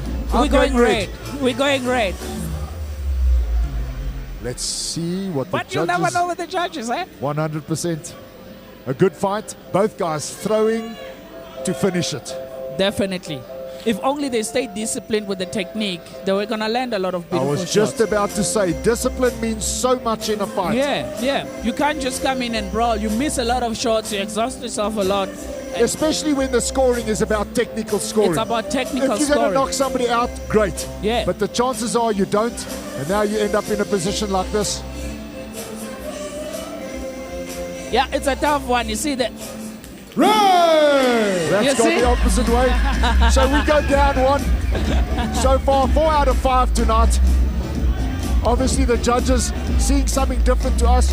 And I can see that possibly the shots that were shown by Iviwe in the second round were wild and maybe didn't score as much. I think there's something happening. Red. I think there's something happening. Oh, hold on. There's a... He's red. We're going to find out. Yeah, he's red. You see, they said red. So there we go. Referee raised the wrong hand. Yeah, goes to the other side. The ref gave the wrong hand. Well, I was surprised that you and I were wrong. I was also surprised. Being as technically minded as we are and as proficient as we are, you know, being the professionals that you and I both are at this job, I was surprised that we were wrong. Obviously, corners. Because we've been getting it right. But this is the older sport, the nature of it. Nonetheless, what a fight. Okaya came out and he came out guns blazing. What was your first initial thought after that first round? Yeah. Yo, what's up, everybody? Make some noise over here. Come on, make some noise. When we took the fight, man, we were supposed to fight my teammate, but my teammate pulled out because he had some difficulties to sort out. But I was like, let me take the fight, even though I'm a smaller guy. But when it comes to K1, I feel like, okay, I can handle myself, you know what I'm saying? It's 2025, man. I'm in view of the Southside Ninja, and I'm still undefeated in 2025. I got the fastest knockout versus promotion. Go check that out. 1st of March, I'm fighting for a title, and I'm fighting a boy from Namibia. So, boy, if you're watching this, Dad is coming for that belt, boy. Better be ready, boy. And I'm gonna smash you. I'm gonna hit you hard. I'm gonna take you to a place that you've never been before. The Southside Ninja said that, boy. The confidence, Give it man. up for the Southside Ninja! You gotta love it. When you want to fight, no one's gonna stop you blabbing, right? He used this platform to promote his next fight. Well, What's on calling out that his note, next ladies and fight? gentlemen, we Yeah. will go into our 15-minute intermission. Just enough time for you to recharge your drinks, stretch your legs, and don't stray too far from your seats. We'll continue in 15 minutes from now.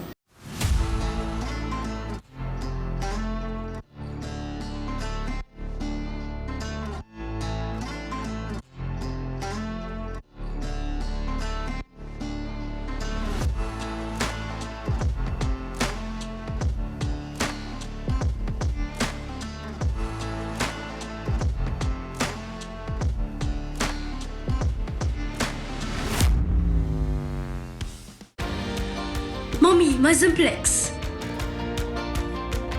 Zinplex is the big yes in immune support for the whole family. Formulated with a range of special ingredients, Zinplex contains zinc and selenium, essential minerals to help you maintain a strong immune system and a healthy skin. Zinplex, 25 years as the #1 zinc supplement for you and your family.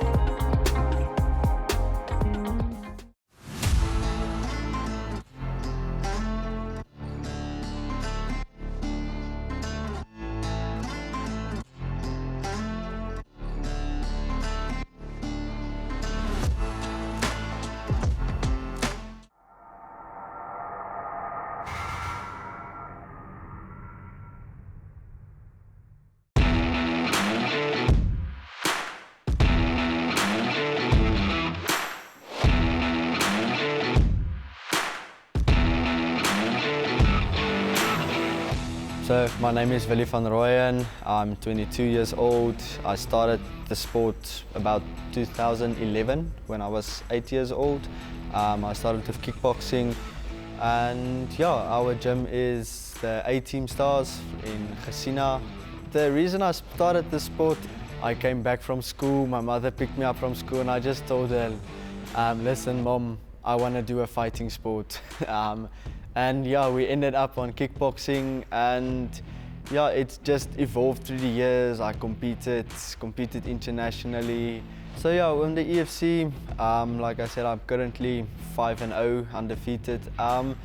Yeah, it's been very, very cool for me. Nice, I loved it. It's a thing I want to go further in, but I will always never reject a Kings K1 fight, a kickboxing fight. I think maybe it's because I came from kickboxing and I've done it so long that I just can't ignore a kickboxing fight. It's always fun for me. I enjoy it a lot. It's amazing to be in a ring fighting, just stand up.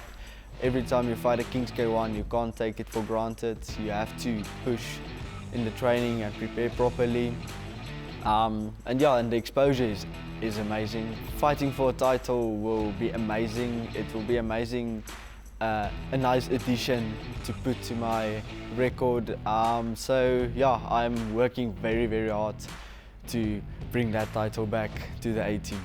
For this camp, we are always trying to be the best possible self of yourself, and I don't really prepare because my opponent is a good boxer and then I know I need to work on my boxing. I prepare to bring myself to a better level than I was before. So yeah, the camp is, we are working on very, very technical details, small details that we can fix to just make the fight a bit more smooth. So I fought Reginald before, last year at the Nationals in Porch, and yeah, it's a very interesting story. I wasn't actually going to fight at that event, and I think the fight was on the Friday and they called me on the Wednesday or Thursday, and I had to make so many arrangements, and yeah, we even arrived there late. That fight was a very, very good fight, high-paced fight. So what I expect from Reginald is he's gonna bring the mad dog out of him. Yeah, he's definitely going to bring it, and I think the factor that's going to determine the winner of this fight is going to be the small technical factors, because I think pace for pace, I think we are both going to push the pace up as high as we can. So for the fans who are still wondering should they or should they not, I just want to tell you, just do it, and come watch. It's going to be an amazing event, and yeah, you are most probably going to witness the fight of the year for Kings K1, because me and Reginald, we are bringing it, and we are going to we're going to give you all a very good show. To Reginald, I hope you are very good prepared, and yeah, let's bring it with no hard feelings, and yes, and let's push. Let's show the fans what we are made of, and let's get the exposure that we deserve.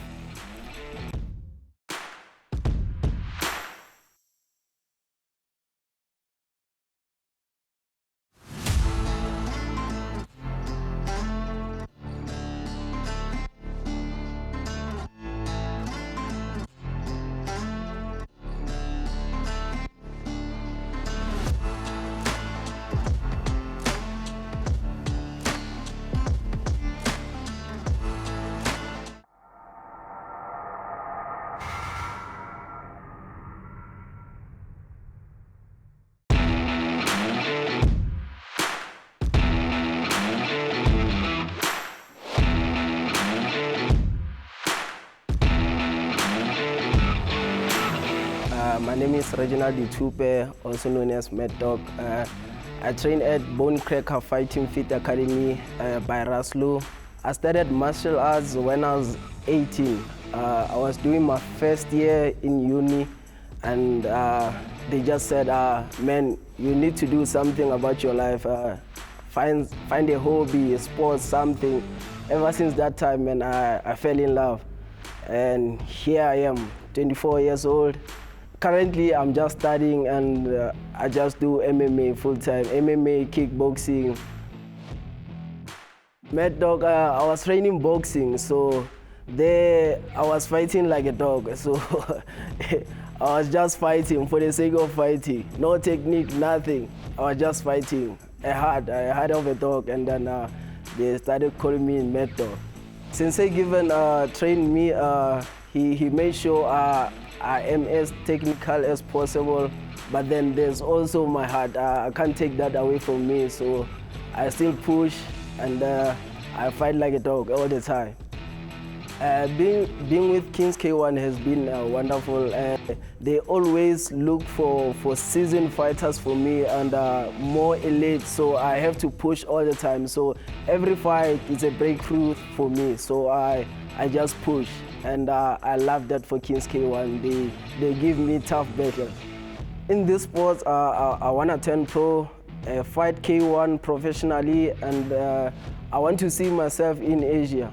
Because of weight class, we have smaller weight classes there, and there are tough matches there, so I can fight more oftenly as well than compared to here. So I'm just looking forward to fighting more and more seasoned fighters, more elite fighters, more elite strikers. I fought Willie before at the Pochis room. It was national competitions, and he took that one. So yeah, he threw me straight into defense, but then I survived the rounds. This time around, I'm not looking forward to just surviving the rounds. I'm looking forward to making him work. So if he wants this title, he's surely gonna work for it. It's a fast-paced one, more technical, clinical striking, heart of a lion. We are just excited to face him. To everyone at home, everyone coming to watch us, please pull through. You don't want to miss this one. Me and Vili are going to put in a show. It's going to be an amazing night, so you don't want to miss this one. Pull through. A message to Vili, man, I hope you are prepared. I am. Let's give the fans what they're looking for. A faster paced one, more technical, and let's just beat each other out, man. Let's make it a dogfight.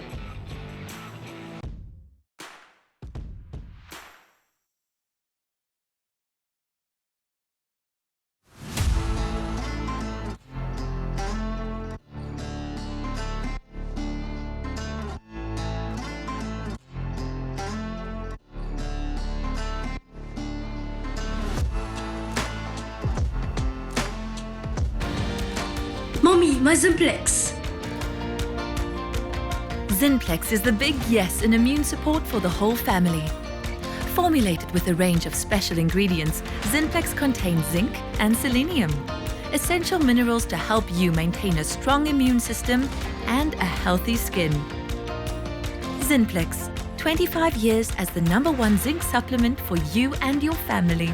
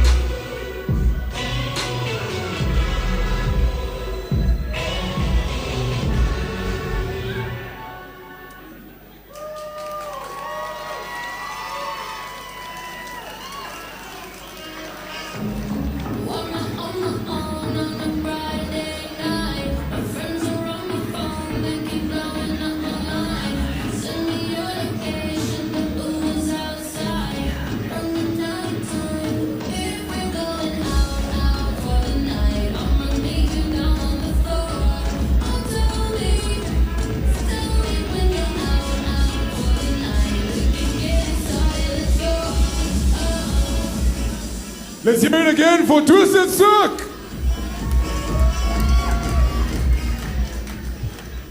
Ladies and gentlemen, the fights are just gonna keep getting hotter as we get into the real meat of tonight. The sixth fight of the evening is one that is highly anticipated. Fighting out of the red corner, fighting from A-Team Stars. Let's hear it for Azu Von Chidimba.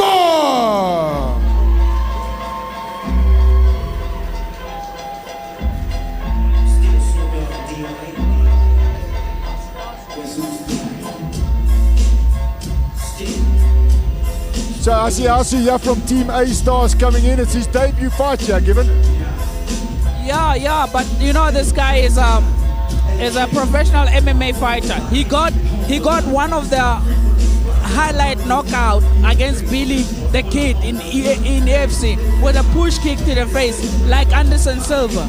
Oh, awesome. Lovely. Yeah, so this is just, he's not a debut fighter, he's a debut Kings K1 He's fighter. a debut Kings K1 fighter. It's a very, very tough fighter. He has a lot of experience. There was a time he was supposed to even go to the contender series, the Dana White contender series, if I'm not mistaken.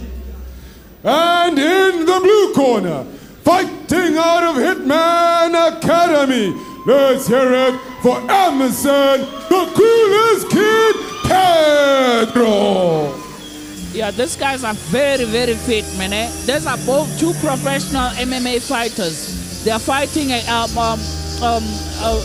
pro-am fight here, but they are professional fighters, so their level of skill is very, very high. So it's gonna be a good fight, this one. And he had a good win last time out on EFL, the Muay Thai sister organization of Kings K1.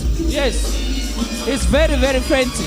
But Ashu is a very, very tough guy, man. When it comes to stand-up, even in MMA, he dominates a lot with stand-up. So it's going to be a very, very nice fight to watch this one. I'll tell you what, Given, we've had some lovely fights in the first half of tonight. It's just been an incredible night's fighting here at Kings K1. And I promise you, from here onward, it's only going to get better. 100%. We're in the pro-ams now. And then from here on, we've got two pro fights, and we've got a pro-am world a South African title fight as well. Yeah, absolutely. So the last half of the tournament, man, it's just gonna be fireworks only, man. I'm telling you, these guys are gonna give us nice shows, man. They're gonna give us a big show, man. Awesome. Let's hope we see some fireworks here from these two gentlemen. So here we go. We got Asiasu and Emerson here from Hitman Academy, and Asiasu from Anderson. We call him Petro. He's well known as Petro. Yeah, so that's what he's called. He's well known as that. Yeah, here we go. The guys having a very careful look at each other here. You can see the discipline in these guys. The level of discipline. They don't just go in and brawl like we've been seeing with our first half of the tournament, our amateur fights. Our amateur fights were just going in and just throwing it. Throwing but wildly. Now, yeah, definitely. Now the professionals, they calculate everything. The pro-am fighters, they calculate everything. They just don't go in and brawl. And they're looking both very sharp. Both looking very sharp there now, eh? As we know, Petro, he throws a lot of this fancy combinations and fancy techniques as well. So both in kickboxing, both in Muay Thai, both in MMA, he always fights like this. His fighting style is like this. It's incredible. Both men in amazing shape here. That body kick's gonna eat. That's the second one that's landed there. I feel like what he's doing is setting up a head kick with a body kick. So as soon as he sees that it's starts dropping his arm, then he's gonna go for that head kick. And I promise you, Pedro is gonna throw a fancy spinning kicks very soon. You'll see. He loves his spinning kick. and it comes out of nowhere, and it lands most of the time. He throws it. Does he throw it normally? Would he throw it high? Does he throw it low? Or does he mix them He up? throws it to the face. He usually throws it to the head. He hands the head. He goes for the head. The 2 touching gloves there now. There was a nice leaping forward front kick coming in there. You see, as much as Petro was coming in fast, he was coming in pushing forward a lot on the first few seconds of the first round. Now, Ashu is starting to also feel Petro. He's starting to feel it. So now I can tell you, the second round when it comes, Ashu is going to come in gun blazing. But I'm also looking, and I want him to be careful of that spinning kick that Petro is going to throw, because I promise you, he's definitely going to throw it and in the head. He did throw it in the first round. He went from a spinning kick, didn't quite land it, straight up into a teep to the face as well in the first round. Fortunately for Emerson, didn't land flush. Yeah, but who do you got now? So that first round for me, very scrappy, technical, but scrappy when they were throwing. I didn't see much landing clean at all. So I think we're pretty evenly matched at the moment. It's a pretty even match, right? Yeah. Now the second round, as we've been seeing with all the fighters from the amateurs, the second round was always the one that determines where and tells us where the fight is gonna go. But once we're into this level of fighter, the level of fitness and the work that they put in is on another level coming as to what the amateurs would be. Definitely, man, because these guys, they come here to up their profiles as fighters so that they can go to big organization like the UFC itself. 100%. And also they want to become pros, so they pro-am at the moment, but they want to work it up to the pros, earn a little bit more money in this. And it will be very nice to see guys of this level fighting for a pro title fight. That would be very nice to see. Yeah, absolutely. So Ashiasu landed a nice right there a little while ago. It looked like it landed flush. He looks very calm. I told you, like, on the second round, I see him coming in gun blazing. And you see what he's doing. Yeah, he was absolutely. just feeling him in the first round. They're both, the combinations here, there's also a difference in the striking between the pros and the amateurs, is the combinations start to get put together. There's not single shots being thrown. And they land a lot. They take their time, they throw nice punches. You see how he's throwing nice punches. He's hunting for the head, so he wants to wear him down, get him in the head most of the time. And he might also throw a fancy kick and then try and stop the fight. Yeah. Emerson landing that leg kick quite nicely every now and then too.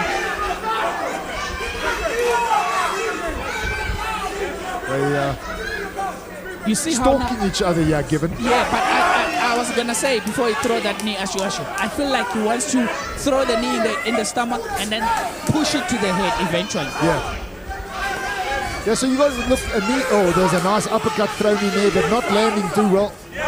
And that axe kick is always one. It's a technique that you see thrown a lot. Doesn't often land, but when it lands, it's devastating. Yeah, man, the axe kicks, they used to land back in the 1980s, man.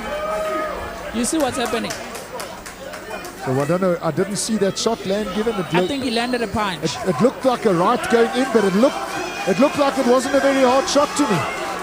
Also, it might be those knees that he's been throwing to the body. They were landing pretty much a lot. Most of the time they were landing. Do you think maybe a delayed effect there? Yeah. It did look to me like there was a right hook that landed to the chin. But the way he went down, very often that's the kind of shot that lands from a belly, right? Yeah, the delayed effect. The liver shot. Yeah.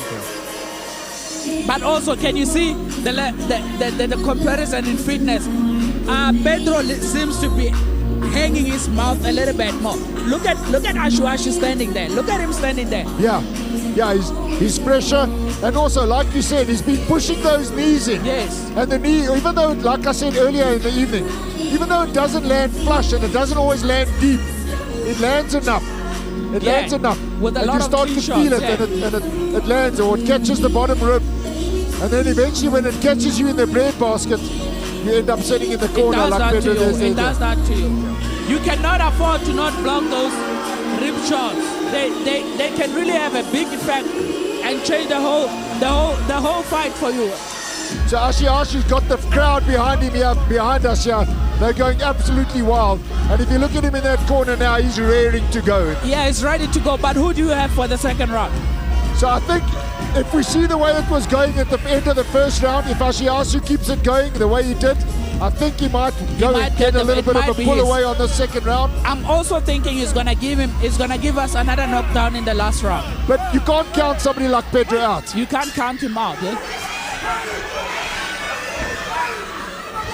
You see those knees that I was telling you still about. coming in underneath. And he's gonna keep throwing that knee, and then eventually he's gonna go to the head with it. I saw that. And that was a good knee that came in. So there's 2 knees that have landed there so far in this round. Ashiashi seems like he's going to pull away with this. He's a very smart fighter. Eh? There's again another deep kick to the stomach again. It's another knockdown. Or a slip. That was a slippage. That calling it a slip. But the way that tip did go in, you would think it has done that much of damage. Beautiful. But kick I love to the conditioning of Ashu. He's very conditioned. Incredible. You see the things that Petro is throwing. He's throwing a lot of heavy body kicks, and he's just standing there taking it. Given that was behind a cover there from me, from my angle, I didn't see.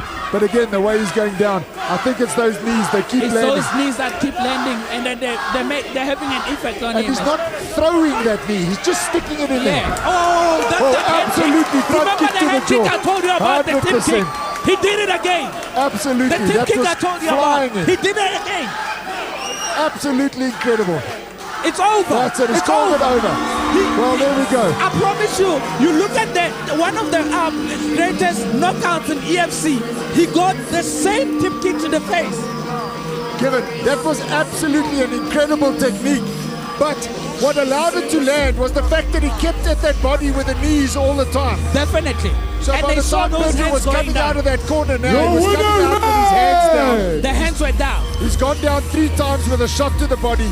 His hands are down, he's not feeling good, and he flew in with that deep kick to the jaw. Ashu is a very, very smart fighter, because if you were looking at the first round and then judging this whole fight based on the first round, you think Pedro was coming. He came out as more of a dominant guy, but everything started congratulations. changing. Your thoughts on the fight, sir? First of all, everybody in the blue back there, I love you guys. Kings K1, thank you for the opportunity. And Messon Pedro, such a great fighter, man. I wish this guy could be my teammate or something, man. There's a lot I could learn from him. I think I could give the same to him.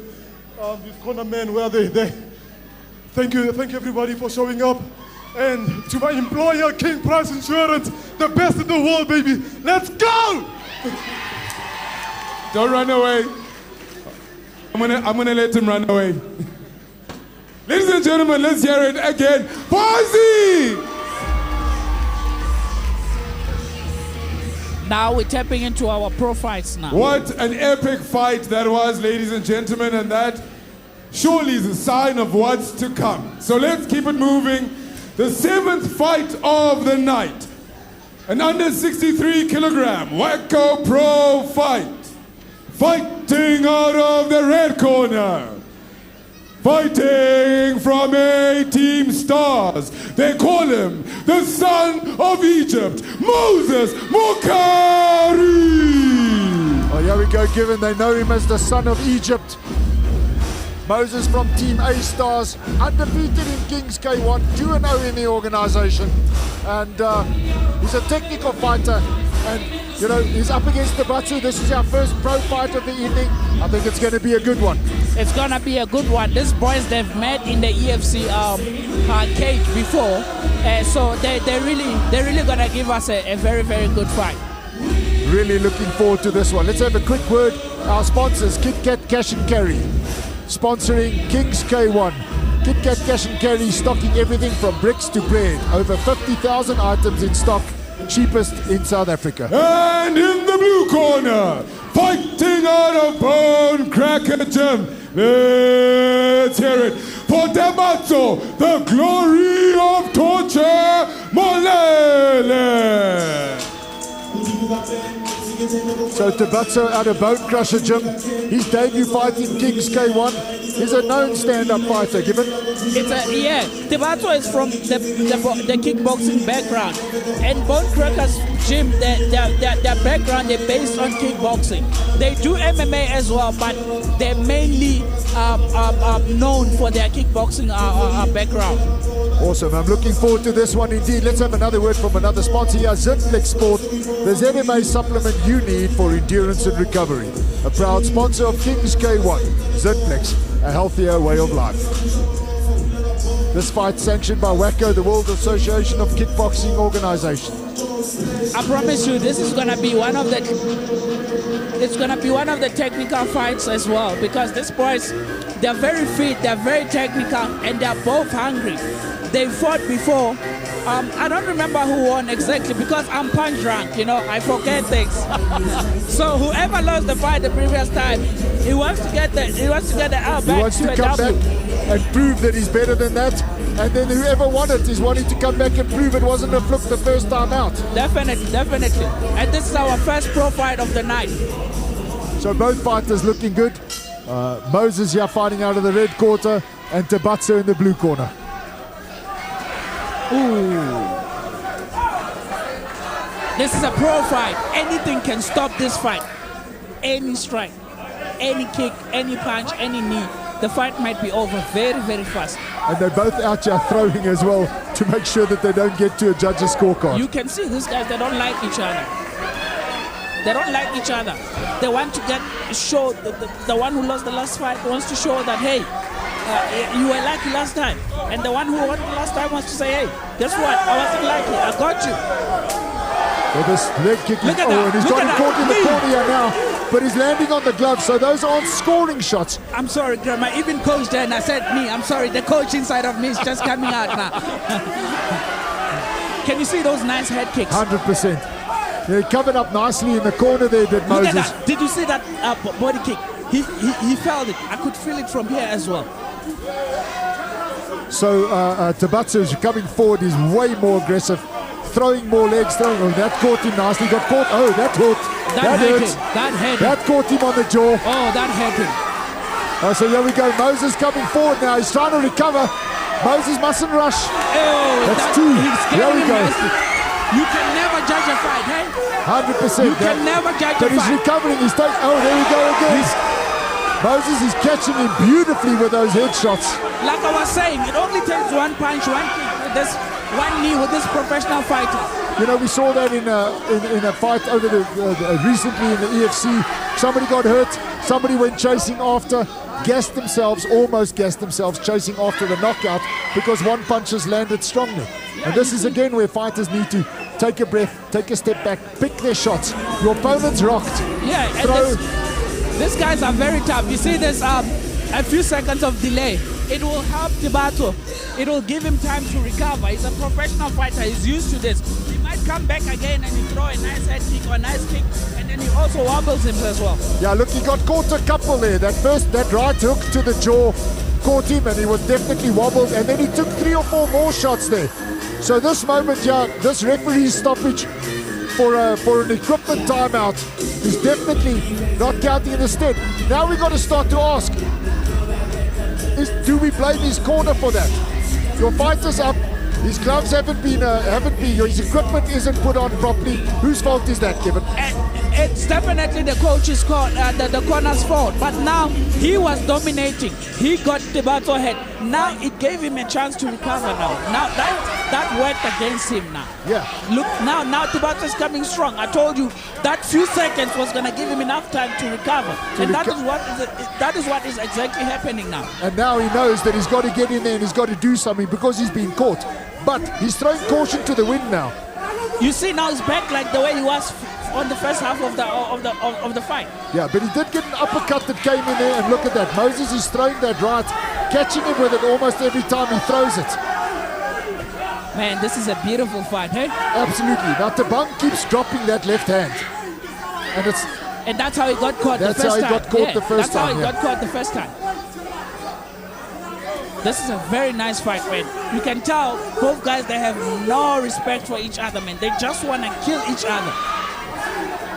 Look, he's punching him. He's trying to punch him hard enough so that his mother feels it in the crowd. I'm feeling it as well, eh? I'm feeling it. And also another thing is with this pro fights is three 3-minute rounds for 9 title fights. So 3 minutes is long, eh? Shin to shin is not easy. Very definitely makes a difference, right? It's very short. So I think the Tabatso got lucky in there. So the equipment delay really definitely helped him there. He looked like he was on his way out, but then at the same time, was he recovering? Was he recovering regardless? You know, and finding his feet again. He definitely, after that little break, came back stronger. He came back stronger. He knows now he's got to put it out there because he knows he can get caught. Yeah. If it was not because of the equipment malfunctioning, he probably might have went down. Correct, but at the same time, he came out now. He came out more desperate, more focused to throw. But as we said, he's dropping that front left hand. Moses is throwing that right beautifully over the top of it. And he's got to be careful because that's the one that rocked him in the first place. Yeah. This might be one of those fights where we see an amazing knockout as well. You know, I hate to see somebody knocked out, but I love it. You don't want to see fighters taking that kind of punishment, but at the same time, let's be real. Yeah, that's why the fans are here for. The fans are here to see those knockouts. Yeah. So Moses got the crowd behind us on his side. The thing is, Moses is very disciplined. Tabatso is a brawler, and he goes in there, he opens himself a lot. Moses catches him with a lot of things. That's how he rocked him the first time. Oh, that was a beautiful spinning kick. Sorry to interrupt you there with that, Given. I'm also still shocked from that that beautiful spinning kick as well. Those are the kind of shots where you say the fighter is conditioned that received it. Because most oaks are sitting on the floor after a kick like that. But also, I feel like Tabatso is dominating this fight from the first round. Even now in the second round, he's a little bit dominated. But Moses is gonna seem like he's looking for that knockout. That's it. The way he's retreating and he's baiting him. And he throws that right hand every time he sees Tabatso dropping his left hand. Yeah, I agree with you, Given. Look at that. You see, he just throw. Every time he throws that right hand, it lands. He's patient. He's very patient. And Tabatso is throwing kind of wildly at times here. He's throwing beautiful low kicks though, Tabatso. And every time he catch, every time Moses catches him, you can tell he's a little bit wobbly. But Moses seems to be headhunting. All his shots seem to be going towards the head. His right is going towards the jaw. When he throws that jab, it's all towards the jaw. He's looking for the knockout punch. He's looking for the knockout punch. You can definitely see it. Even the way he's so patient, the way he's retreating every time. He's baiting him to get him into that. He's going to knock him out with a straight right if he gets the opportunity to do that. That's it. If he catches him again like he did in the first round. But now also, look at this. Tabatso now really looking tired now towards this. I was about to say that also, that the fatigue is starting to show in now. That's it. Now can you see Tabatso is retreating? He's the guy going to the corner now. Moses has the center stage of the fight, of the ring now. And now Moses must just use his patience and pick it. He actually wants to bait into some big shots again and then just calmly throw it over the top. That straight right of his seems to be doing a wonderful job. If he can time it right, he can get a knockdown 100%. And that can change the fight and give him that win that he's looking for. So Tabatso is still throwing, but you can definitely see him breathing now. You can see the fatigue is setting in, but he's still dominant. Hey? Look. He looks tired, but he's still dominant. He's scored a lot of points, even though he's throwing punches and kicks from out of nowhere, and his technique is not a bit clean, but he's still scoring a lot of points. And this is a professional fight. So the judges are looking at that and they're owning it to him. So I was also just going to ask you about that now, Given, because they're throwing like crazy, but as we've said time and time again through the evening, K1, the shots have to land cleanly. Yeah. They can't skim off a glove. You have to be on balance.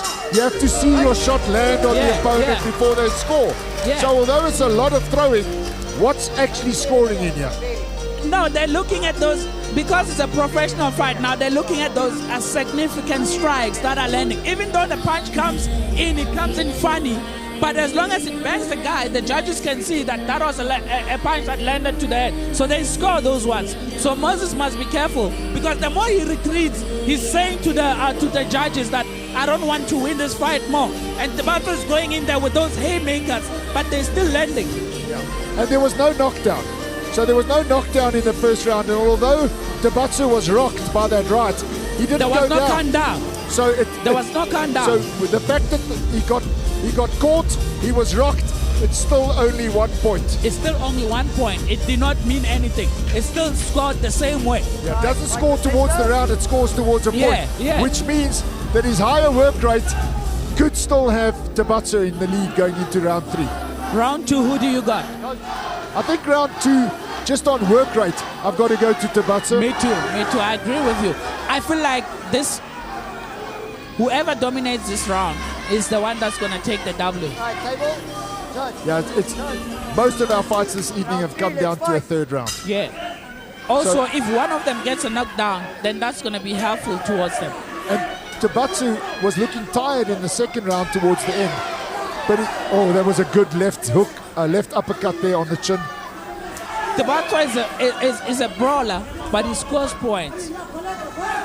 Moses is nice and technical, but the fight that Tabato is giving him, he needs to up his work rate as well and learn more things for him to get the W. Because from my own point of view, I think that he's a little bit behind with points.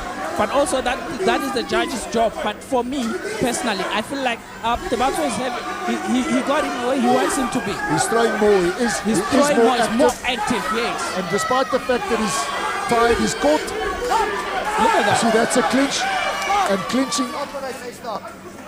No clinching. You can tell he's still rocked there. He couldn't hear the ref saying break. So no clinching allowed in the pro division now. That was the rules we were talking about, that it's unfair that they can clinch, but the amateurs must clinch. 100%. Strange that those changes are coming up in the pro division before they come up in the amateur division. But we don't make up the rules, eh? Yeah, we just got to sit here and talk about it. We just got to sit here and talk about it, eh? Given this is an exciting fight to watch. It's a very exciting fight, man. And it's one of those fights, you know, very often when you watch a fight, your heart tends to go towards one fighter or another. That's true, that's true.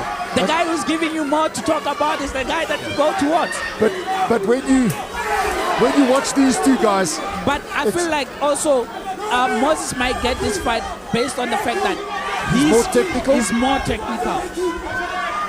But both of them now breathing heavily. Yeah. And also remember, this is not Muay Thai. In Muay Thai, if you retreat like that, you lose in the fight. But in kickboxing, it doesn't matter. As long as you're scoring, you can still win the fight going backwards. And when Tabato has caught Moses in this corner, yes. Moses is... You see, that's the knockdown that we were talking about. Now, this is the game changer. So now that's... I think it's he broke injured his himself. Foot. That's a kick. He's hurt his toe. I think he broke his foot. He's getting the count. Now that's the game He doesn't changer. look like he wants to carry on here. That toe is hurting like crazy. And you know, it's not like a nose or something. That you're putting your weight on that foot. So now Moses wants to get in there. Now Moses wants to finish the fight now. He wants to throw kicks and he wants to throw punches because Tabato doesn't want to be throwing that left foot now. You can see he's hesitant to throw it. He's been throwing kicks all through the fight. And he's now coming with the back leg. At this point, Tabato is just waiting. Yeah, I was about to say, he's waiting for the time to finish. That's it. Because he seems to be hurt. I don't know if it's his foot or his shin or his knee, but what a fight. Moses finishing strong there. Tabato injuring his foot in a kick there.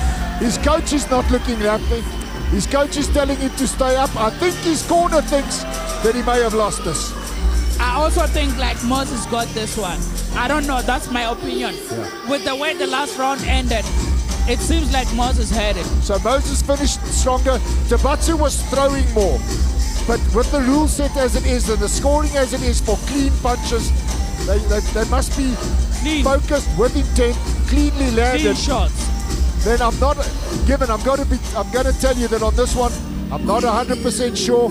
I think that maybe the fact that Tabato was rocked in the first round and that Moses finished off strong in the third, might just put the judges into his favor on this one. Definitely. He also had Moses also had a 8 countdown in the last round, so that might work on his advantage as well. And Tabatsa's coach in the corner was looking disappointed as the bell rang. His fighter wanted to sit. He was telling him to stay on his feet, look positive. I'm not sure that Tabatsa's corner is very confident on this one either. Oh, he got it. He got it. You see, they surprised themselves there. They definitely didn't think that they won this one themselves. But that's what we were saying. He was brawling, but he was landing significant strikes. They were banging. Can I say bang? Yeah. Can I say that? Yes. Yeah. They were banging Moses' head. So the judges were looking at all that. All the way from Lodi Warriors. Also, he was in the corner as a professional fighter. You look surprised, man. How does that feel to get that victory? Yeah. It was an amazing fight. Me and Moses, we came from far, man, you know. And it was both of us, it was our first pro kickboxing. So today it was tough for me as well as he. So I'm happy for the victory. Yeah, thank you, champ. You know, you just broke Moses' 2-0 record here at Kings K1. Yeah. How do you feel about that? I mean, I'm happy, man. Yeah, I'm happy. I'm excited. He's a good kickboxer, just like me. It's just me. I have a heart of a lion, you see, and I will be happy to come back and to show more. My fitness was so down, you know. I'll have to work on myself. Let's push it. Well, congratulations, Toronto, everyone. Make some noise. Wow, that was an incredible fight to watch, Given. What a fight, man. But Tabatso in his corner, I think, were really surprised to have taken that win. I don't think they were confident standing up there. Ladies and gentlemen, it's time for our next fight. Our 8th fight of the night is a Wacko Pro fight in the under 75 kilogram weight catchment. Fighting in the red corner, out of Hitman Academy, let's hear it for Cole Hitman Henning! All right, Given, Cole Henning, yeah, this is another pro fight. Cole Henning out of Hitman Academy. It's his debut at Kings K1, but he's no stranger to the fight game. Fights in the EFC, he's a pro fighter, he's an aggressive fighter. Let me tell you something, they are having a rematch. These boys, they fought for an African title before, and then Patrick got the win last time. So I'm sure Cole Henning, he wants to come and get that L back and get that W this time. Yeah, and you know, I remember that fight. And in the blue corner, fighting out of Pandemonium Gym, let's hear it for Patrick the Beast Orchard. Patrick is another level fighter as well, and like you were saying, these two have matched before. Yeah. Patrick took the win there, and I remember Cole and his team were not happy with that. Yeah, I remember, yeah. And now look at Patrick coming in. He's such a showman, man. Look, you'll see the dancing, the singing, everything. He loves entertaining the crowd. He has a very, very fancy and awesome fighting style. He's an absolutely incredible fighter, and he's made some massive weight cuts in his career as well. You know, Patrick has fought against Damian Collins, and they fought in the under 86, and now they're coming in here under 75, a whole 11 kilos lighter. And last year he fought under 67. Yeah, so that was a massive cut, and that was in a Muay Thai round-robin tournament. And he came in and he was unlucky to lose in the final, but I think that massive weight cut hurt him on that one. But he's closer to his normal weight now. I think he's holding this lower weight better. Yeah, he's very disciplined when it comes to weight cutting. And in the past he was struggling because he did not have a dietitianist. Now he's gotten himself a dietitianist, so his weight cutting is a little bit much easier than the last time we saw him at when he was fighting under 67. He did not have a dietitianist then. He had to do a gruesome I remember the weigh-in for that. It was touch and go. They had him in a tent with heaters on him, trying to get him sorted and get that last weight cut off of him. But he's in good shape, and he's a nice guy. He's a very nice guy. There's no way you cannot like Patrick. Yeah, you got to love him. even when he's fighting against one of your guys. You've got to have respect for Patrick. He's very respectful, eh? Very much so. Listen, Cole always comes in. He comes in with a hard mindset. He's not trying to play games. Cole Hayden doesn't look like a guy that you're gonna play with. No, definitely not. He looks like a guy who wants to come here and chow you and eat you and murder you. Yeah, 100%.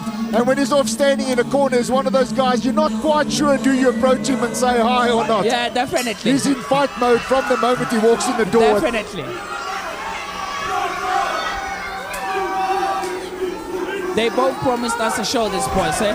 Patrick told me, I was talking to him during the week, he was telling me he just wanna come and have fun and showcase that the last fight, it was not by mistake, it was not a fluke.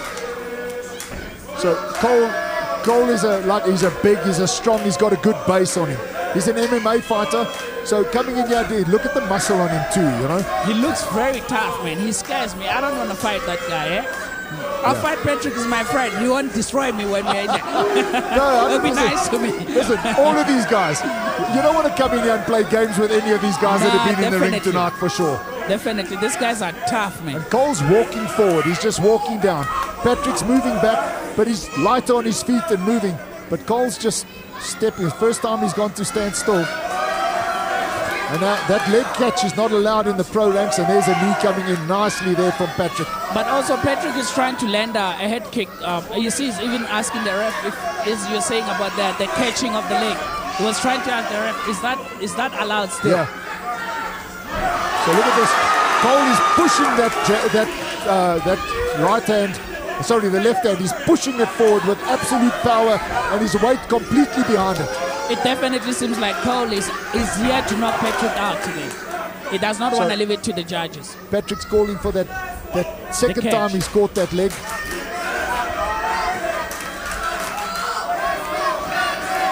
Patrick always looks focused, like his eyes go into a different zone when he's fighting, right? Definitely. And his feet like that, he'll still push 5 rounds looking like that still. And then out of nowhere, he'll knock the guy out just like that. Yeah, he's got absolute power, but Cole is throwing those headshots. He wants to knock Patrick out tonight. He definitely wants to knock him out. It's pretty obvious that he wants to knock him out. He does not want to leave it to the judges. Yeah, he does not want this to go to a judge's scorecard at all. Like you were saying, he's putting too much weight on that left hand. And every time he lands something, you can tell that they're having a bit of an impact on Patrick. Yeah, and I think if Patrick works that, he's pushing that right hand forward, he's trying to land it with a bomb, and if Patrick feints coming in and then works off to the side, he's going to be able to land. Definitely. Also, Cole is a very tough hitter, but Patrick is smart when it comes to impressing the judges and picking up the points. Yeah, Cole does look stiff in his fight style. He doesn't flow like Patrick does. And that can be a disadvantage in kickboxing. For Muay Thai, that would be good. It would be nice for Muay Thai to fight like this. Yeah. The judges will be happy, but in kickboxing, they give it to the guy who's more active. Yeah, and Cole has swept that front leg of Patrick's twice now. Yeah. So Patrick fights with a wide stance. Round 1, who do you got? I'm going to call this one pretty even. Different types of fights, different type of lands. I think Patrick landed, Cole landed better, stronger punches. Yeah. Patrick landed more, but not as effectively, not as strongly. Yeah. So depending on what the judges are looking at here, but I do think that Cole looked stronger in the first round than He Patrick looks very stronger. He looks very stronger, and he looked very dominant.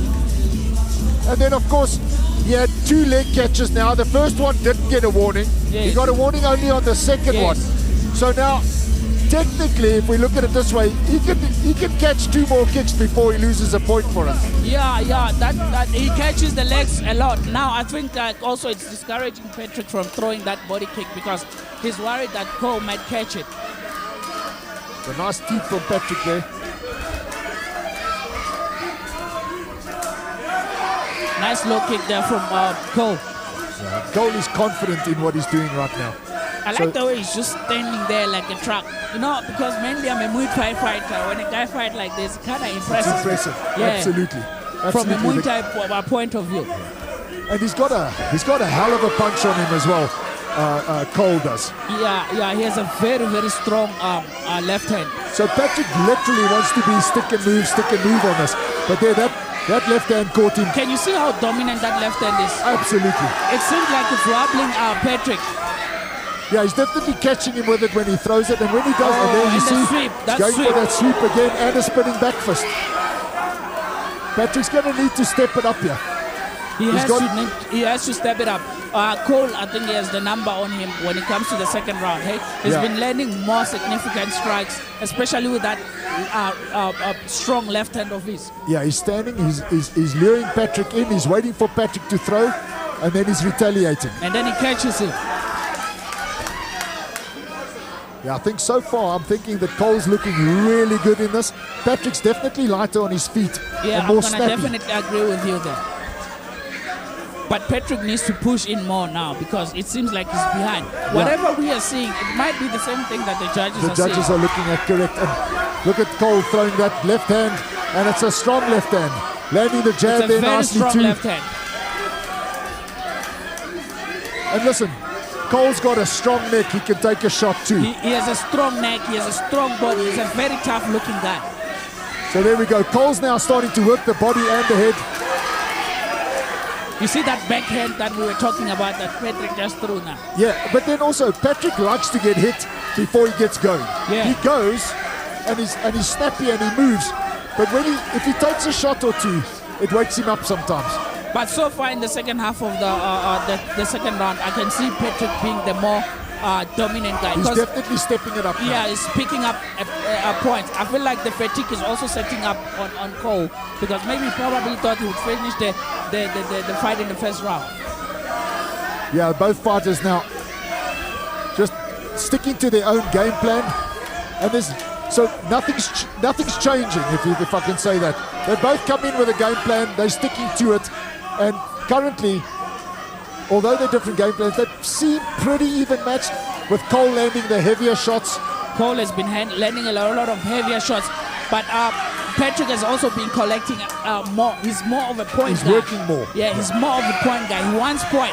Cole wants a knockout. Patrick wants to get the points. So Patrick... One more round. So that's 2 rounds in the bag currently. Tough to judge. What are you thinking, Given? I think it's really, really tough to judge this one. This is our last pro fight of the night too. Our next one up is a super and national title.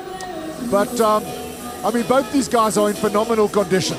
They're not tiring out like the others. They're not moving as fast as some of the other fighters, but they're at a pace and they're not losing that pace. Yeah. They're much bigger as well. This is a 75 kg fight. Yeah, and 75 kgs is not your average little guy. It's not your average. Yeah, it's not your average. I mean, look at Cole's muscles, man.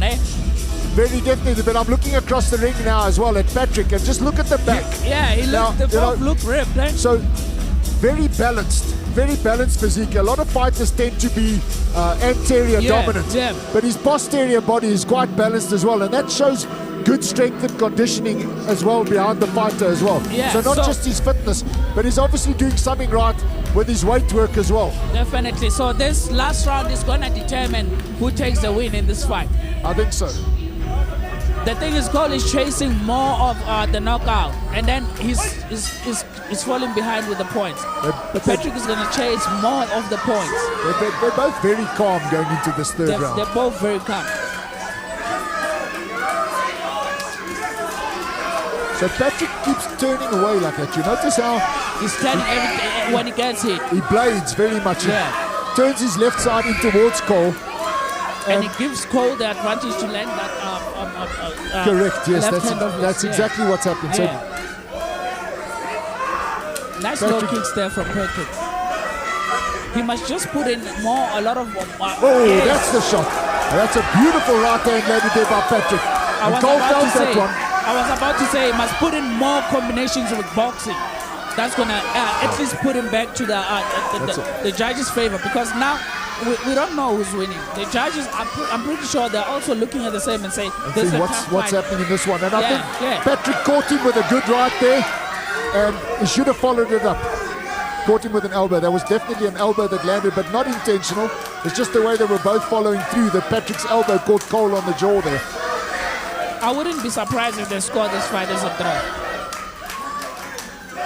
I wouldn't be surprised. I can see where you're going with it. Yeah, I wouldn't be surprised. But Patrick's really throwing now. If he catches 1 or 2 in this last round. If he can get a knockdown, then that's going to be good for him.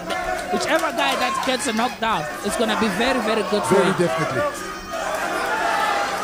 But, you know, both these men can land a knockdown punch, but they both can take a punch too. They both can take a punch. They are very conditioned. They are very, very conditioned. Yeah, you get a couple of those in a fight, eh? That happens sometimes. It happens That sometimes. absolutely happens.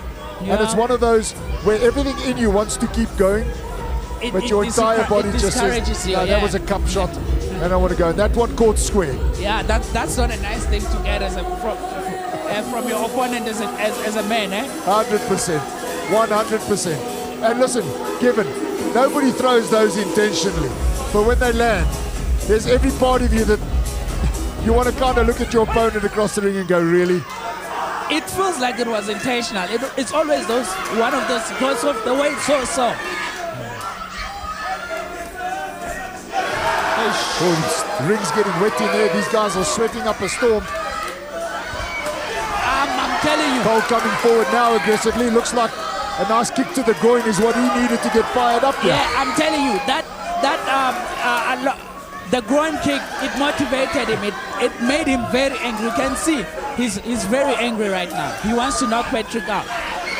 There he catched again. Did you see the catch again? It's again. And the referee, look, this rule change is also new on the referees. The referees are not also used They've got to get used to seeing it and calling it off the new immediately. rules, yes, definitely.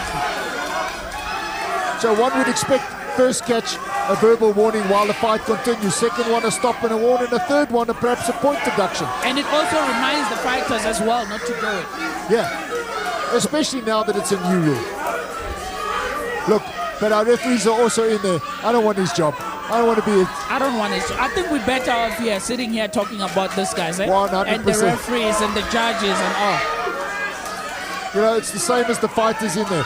We can all sit outside and commentate on a fight and give our opinions on the actual fight, but we're not the guy in there. It's the same as coaches asking fighters to do specific things, and the fighters like, you come do it, dude. I'm trying. You come do it.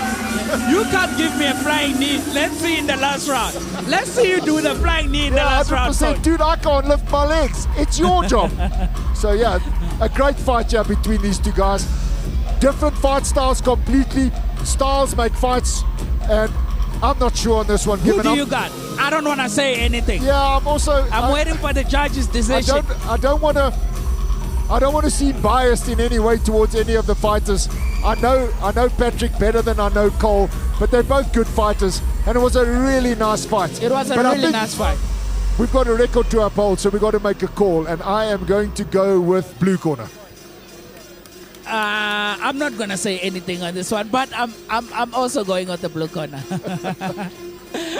I think it's going to red. Quite possibly. Yeah. Oh, blue. There we go. So that's again on a work rate. You will see. It's not gonna be. Cole is not gonna be happy about it. Cole does not like losing. No, it's not. He does not have good sportsmanship, man. Just take the L and go. It's fine. Yeah, it happens. Yeah. Especially for somebody who has students as a coach. He's a coach. You need to show your students and how to handle a loss. Nobody's out here trying to do things at your detriment. You're out here, you're throwing a fight. Patrick, stand aside for me, my brother. Let them see your beautiful face. With that smile, undefeated in Kings K1. How does that sound? Yeah, that feels good. I feel really good. I know Cole called you out for this fight, a grudge match, but I saw a lot of respect between the two of you guys throughout the fight. Talk to me about that. I actually believe that he's somebody that can actually help me in the sport because it's a really high-level fighter, regardless of the beef we had before. And so we called it a truce the last time we spoke, and we even agreed to do some training together. So I want to say I'm really grateful to him for giving me this opportunity to have a rematch with him. Not the kind of performance I was expecting, but I got the win at the end of the day. Yeah, let's quickly just talk about that performance. What do you make of it? I actually wanted to do a lot more than this. I don't want to lie, I'm a little bit disappointed in myself. But I feel like it's also the fatigue of being here since, you know, and all the driving and stuff, but no excuse. But I know I can do a lot better than this. So I want to apologize for those that are expecting a lot more from me. But at the same time, I'm grateful to God that I was able to pull through at the end. We look forward to seeing the rest of it. I want to say special thank you to all of my sponsors, the likes of Electrifying, for all the love and support they've been giving me. I want to say thank you to Rago, King of Snacks. I want to say thank you to Wannabuild, the likes of Sheldon Team 22. I want to say thank you to Lynette Sport Massage and for Canterbury as well for being here to support me. I want to say thank you to ANS. I want to say thank you to all those that have been supporting me from the day one, especially Blue Monkey from Mr. Rian. It's really been doing a lot for me. It's all thanks to him. I'm a little bit famous in the sport, you know. So I want to say to all of them that I really do appreciate all your love and support. And I pray going forward that we're going to do more together. And we want to thank you. Give it up for Patrick! Like I was saying, you remember I was telling you that he's chasing points. Cole is chasing a knockout. It makes it difficult because when you chase a knockout, you have to wait and throw one strike. Ladies and gentlemen, are you ready to crown a national champion? This is the fight we've all been waiting for. As you can hear, the sides have already been chosen. Ladies and gentlemen, in our under 63 WACO Super Am national title fight, in the red corner, fighting out of A-Team Stars, let's hear it for Willie, the White Lion van Rooyen! So here we go, title fight time, under 63 kg WACO Super Am national title. Willie the White Lion van Rooyen coming in here now. He's currently ranked number 1 in SA for K1. He's undefeated in Kings K1 and had huge win record here given. Yeah, you know what's interesting about this fight? It's gonna be a rematch. These boys, they met, I think somewhere last year, last year, and SA Championships, and then Veli got the W then. Sorry, given. It's so loud in here now that I'm battling to pick up what you're actually saying to me. We're screaming in each other's ears here to try and We're screaming and we still can't hear each other. Still battling to hear one another. So Billy comes in and he's a go-getter fighter. Yes, he's a very, very good fighter. Eh? This is going to be a very, very good fight.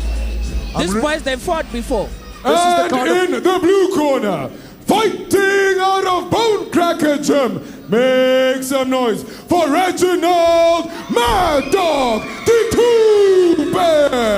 Alright, so here we go. Reginald Mad Dog Ditupe again out of Bone Cracker Gym. Couple of fighters out of their gym tonight. He's like an absolute legend. This is the kind of fight you want to wrap up your night. This is definitely gonna be a nice fight. What's interesting is that Veli, how do you pronounce his name? I'm really Veli. He's a MMA professional fighter. Reginald is also looking to turn pro in kickboxing. I was speaking to him. He told me that this year he only wanna do pro M and only pro kickboxing fights. So it's gonna be a very, very interesting fight, and it's gonna be a tough and a good test for him, leading to his pro debut one day. Well, that's exactly the thing, given. When you're coming in here and you're looking to take a step up, you want to put on a good show.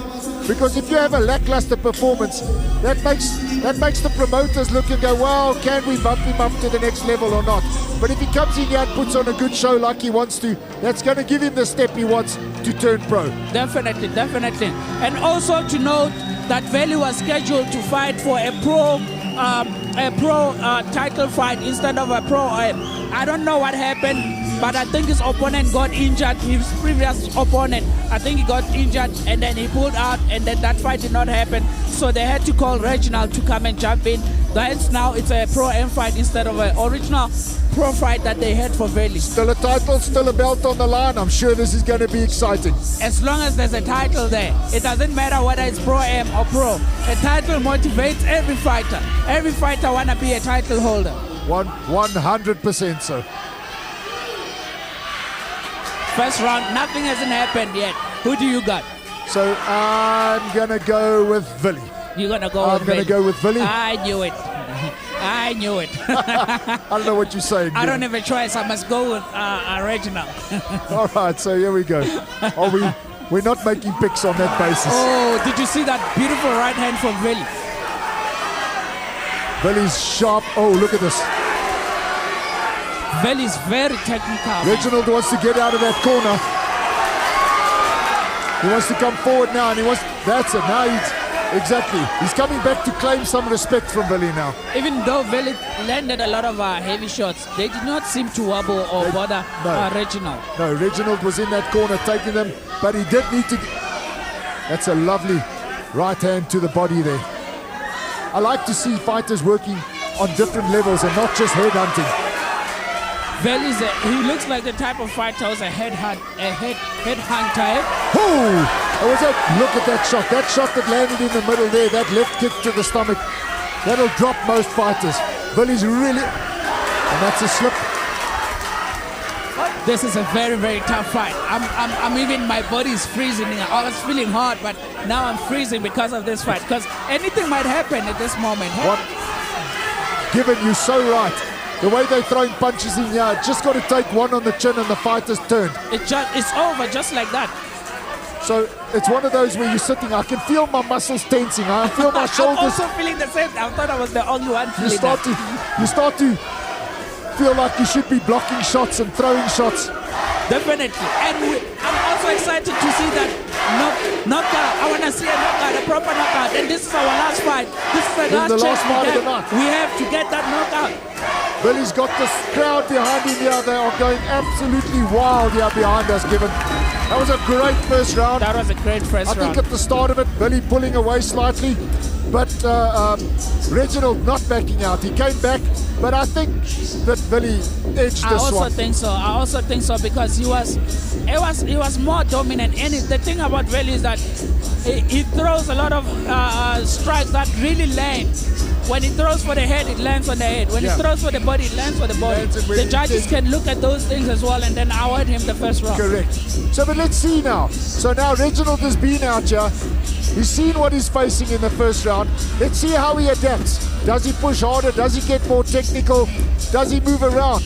You know, he's got to make a call in that corner now because I think he's one round down so far. He knows, and his corner man is going to advise him also to pick up the pace and try and catch up for the first round. You know, and it's one of the, sometimes you'll see a fighter sit in the corner and there's no recognition of what's being said to him. Reginald there taking in that advice coming from his corner. Let's see how he executes in the second round. I definitely see him coming in the second round, pressing forward more because he was going back a lot in the first round. Yeah, he needs to take a stand in the center of that ring. These guys look evenly matched fitness-wise. And they're very technical, eh? Conditioning. Yeah, very technical fighters. But it's amazing how skinny Willie was yesterday in the weigh-ins. And now when you see him today, he looks as heavy as me. Yeah, yesterday he looked like his own mini-me. Yeah, he looked very, very small. But now he looks much bigger today, eh? Yeah. And the thing about Reginald is that he never cuts weight. He always fights at his walk-around weight. Yeah, at his walk-around you know, weight. sometimes I tend to think that can be an advantage. Yeah, I know a weight cut and coming in heavier. But in a fight like this, in an MMA fight, I think weight might mean more. Yeah, because of the takedown and all. But I think that in a K1 fight like this, it's stand-up. Obviously, if you weigh more, there's more weight behind the punch. But I don't know if it really means that much. Yeah, and with the weight cut also, you fatigue quickly if your body was in a lot of... If you had a gruesome weight cut before the fight. That can also play. You can have one good round, and then coming from the second round, you start fatiguing because of the weight cut. Yeah, talking of, we saw Patrick in the last fights that he was in when he cut under 67 in the finals. He was gassed. He was gassed, yeah, that's what it happens. It happens to a lot of fighters like that, eh? So Willie is looking more confident in here at the moment, and still won the first round in my opinion. The second round, look at that, the speed on his leg kicks. You can also see how Reginald is trying to catch up as well. He knows he was behind on the first round. That was a beautiful spinning kick from Willie. Awesome. I'm imagining if it landed, it was going to cause a lot of problems for Reginald. Billy is picking his shots. And his work rate is high and they're landing. Yes, he and got him. Reginald is firing back desperately at the moment. He's not picking shots where Billy's picking his shots, and Reginald is just like, I've got to get out of here. I love the way Veli counters. His counter is very beautiful. He's on point and his timing is very perfect. It looks very perfect. Look, the boys are here to put on a show, that's for sure. But he can give it to Reginald. He's a tough guy. Yeah, He's took a lot of heavy shots and he doesn't even look wobbled as well. No, exactly. And so far as points go, I put Billy on the top. He took the second round. Like you say, nobody's been rocked. Nobody's looking tired in this. The work rates are there. Billy just seems to be that little bit sharper at the moment, getting the shots through, picking his shots and throwing them where he intends. Where Reginald seems to be reacting more, getting caught in the corner, throwing wildly to get out a little bit. Yeah, dominance also, because it's a national fight. It's a national title fight. So dominance, the way Veli is pushing forward and is landing, the way he's landing and is being dominant. Because of this being a title fight, definitely the judges are going to look at that and say, okay, he's here to be a champion. Yeah. I've just suddenly struck me that I'm not sure on this one. Given, is this a 3-round fight as well for the title? I think it's a 4-round fight or a 5-round fight because it's a title. In Muay Thai, it's a 3-round fight, but in kickboxing, it's either a 4-round fight or a 5-round fight. Well, you and I are going to be as surprised as everybody else to find out, right? We must apologize to our viewers for not knowing this information. It's a 5-round fight. It's a 5-round. So we're round 3 here now. 2-minute round. Well done on your research there, Given. It's difficult with these new rules to know whether if they've changed, you know. Because in the old times we knew in kickboxing it's 5 rounds. Yeah. For a title fight. Look, they're both throwing those body kicks. When they throw them, it lands so beautifully. So there's 3 more rounds left. Yeah, we're in the middle round now. Yeah, we're in the middle round. This is the championship rounds now. No, we're in round 3 now. We're in round 3 now, yeah. So both these guys, nobody's getting tired, but Billy is definitely he's landing a lot of clean shots. It's hard to beat a guy like Veli. You can tell he takes this fighting game seriously, hey? Yeah. He looks very fit, man. Which is absolutely fit. He looks very fit. When Incredibly fit. He did a spinning back kick in the 3rd round, eh? So there was a shot that landed. Referee has not called it a knockdown, although his feet stayed in the same place and he rocked back. So I think the ref is also looking at the reaction on Reginald's face. He's not giving much reaction, eh? No, he's not giving much reaction. Yeah. So even when he's hit, there's no reaction, nothing. His eyes, they stay the same. So it's hard to also tell. Yeah, there's at no point that you thought, oh, that's rocked him, that's caught him.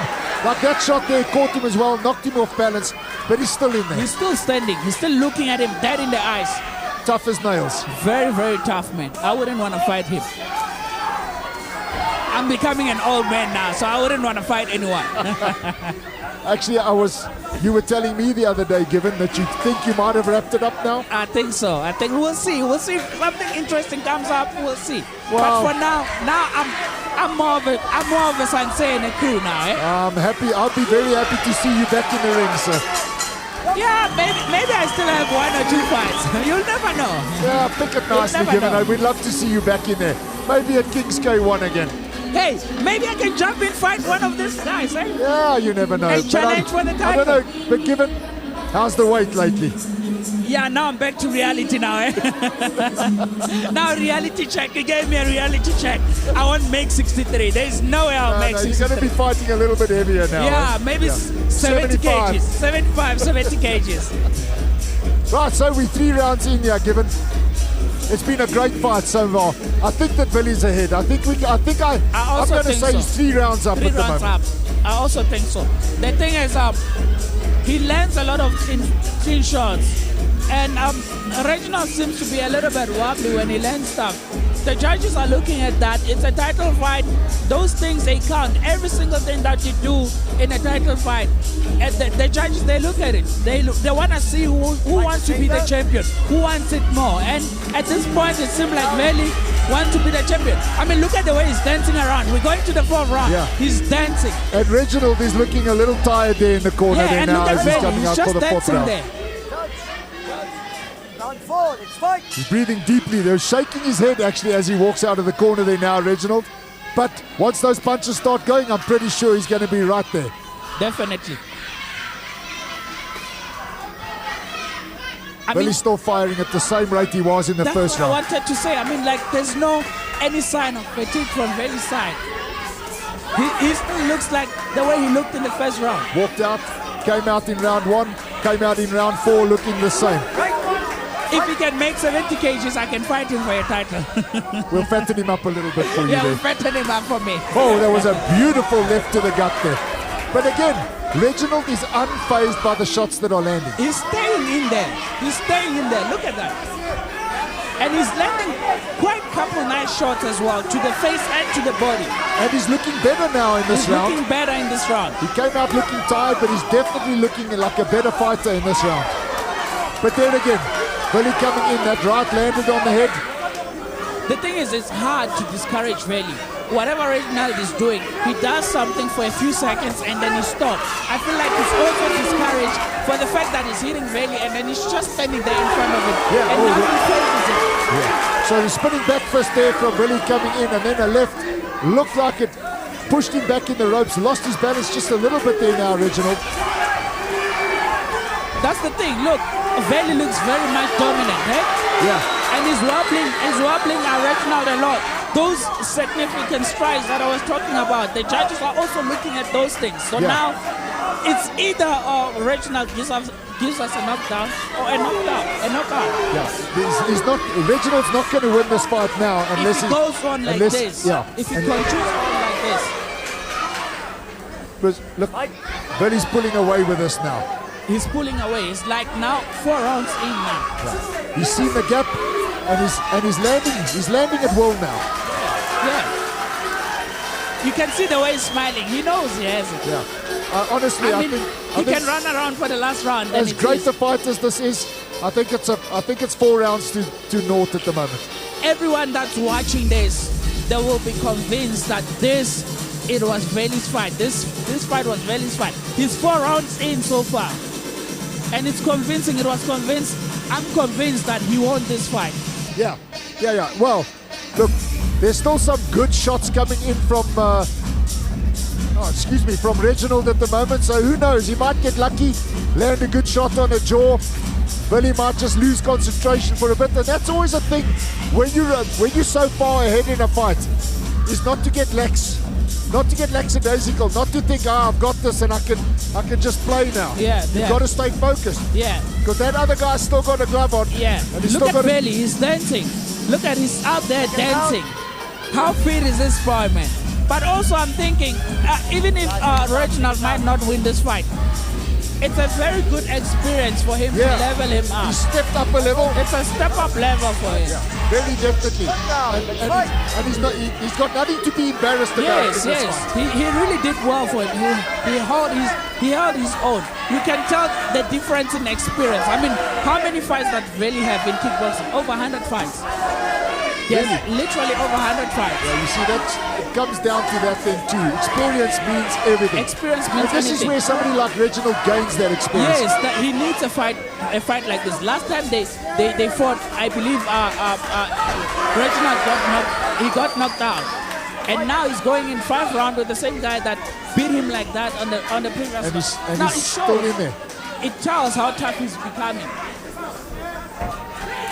So even really looking like a matador there with a bull, just showing him. That was a beautiful knee. And that knee just missed the jaw. That right knee that really threw up the center there. It's been closer. It's been close a couple of times to something. Yeah. But also, as you're looking at the 5th round, you can see how dominant Veli is. Yeah. You can see how dominant he is. You know, he's walked away with this fight. Yeah, he's walked away with this fight. And he's almost looking like he's sparring somebody in his gym that's not on his level. Yeah, definitely. It looks like a sparring session for him, eh? Too relaxed. He's dancing after every round. He just shows how fit he is. Yeah. And it's tough to beat a guy like that. A guy who's fit is tough to beat him. But Reginald is doing, listen, he's giving a good account of himself here today for sure. He's doing good for he's himself. He's definitely tired. He's being beaten, but he's not. And he's standing there and he's giving us a show. He's giving the fans a fight that they came here to see. 100% beaten, but not broken. Yes. And this is going to be a very, very good experience for him, eh?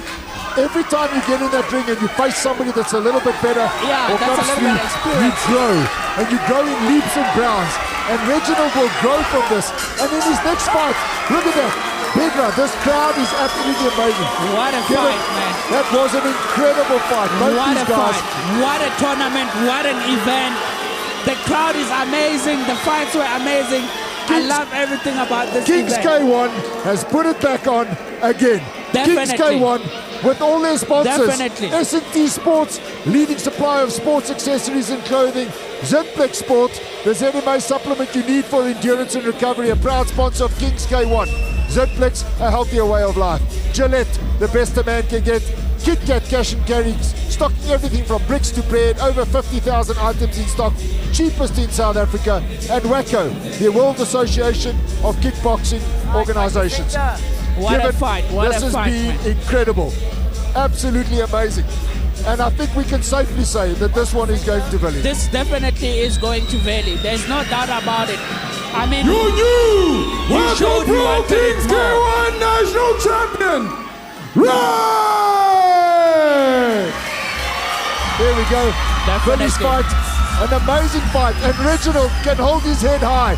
He can walk out here and say, I was in a fight for a title. I promise you, he's gonna have that title wrapped around his waist one of these days, Reginald. 100%. He fought like a champion. I agree with you. Mayington, stand up!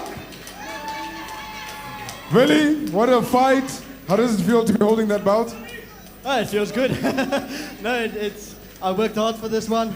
Yeah, and it's a massive honor to have another national bout. So, yes, I'm very happy. I mean, I know, like you say, you've worked hard. It's been a year in the making for you, pretty much.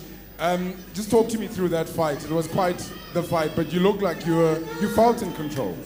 Yeah, so the main goal of this fight was just to break the ice again for the year.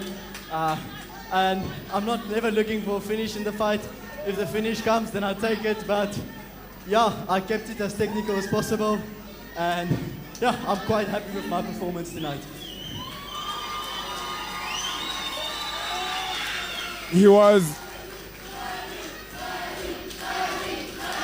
The crowd loves you, Billy. Of course, Mad Dog was quite the adversary. Just some words to your opponent. I must say, from our last encounter, he improved so much. Power, technically, everything. The heart is there. You must just keep on pushing.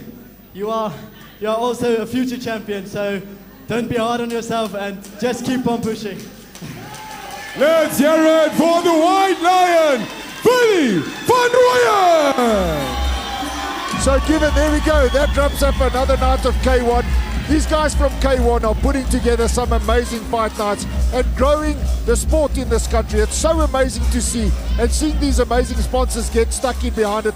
The crowds Ladies and gentlemen, as our champion enjoys himself in the ring, let me take this opportunity to thank every one of you for coming out to Kings K1 05. It's been amazing. I want to also take this just short, brief moment to thank our sponsors once again, S&T Sport, Zinplex Sport, Gillette, Kit Kat, Cash and Carry, as well as WACO. Stay tuned on our social media pages. This will be on SuperSport World of Champions. Ladies and gentlemen, before we end the night, it doesn't end here. There is an after party happening right here tonight. DJ Liam Black is, so do stay with us for the rest of the evening and let's have some fun. Good night. Good night. So given, yeah, it's been a great night again of Kings K1 fighting. It's been an honor for me to share the commentary chair with you, a legend in the sport. And I think it's really just a great thing to see the backing in this, to see what's being put out there and the level of fighting that's coming through K1 in this country. Definitely. All I have to say is that if you were not here, you missed out. You gotta attend these events. You gotta buy those tickets. You gotta stream everything. Make sure you watch and support Kings K1 because it's growing. It's getting big. We see what these boys have been doing. We see the title fight. It was awesome. All our pro fights, all our amateur fights, and definitely we thank our sponsors. We thank everybody for coming up. And we'll see you guys in the next one. I hope we'll be sitting next to each other. Kings K1 and Eclipse Fight League. Sister leagues, one Muay Thai, one King, one K1 boxing. It's absolutely amazing. It's going from strength to strength, people. Get ya next time, get your ass in the seat. We'll see you here. Gap.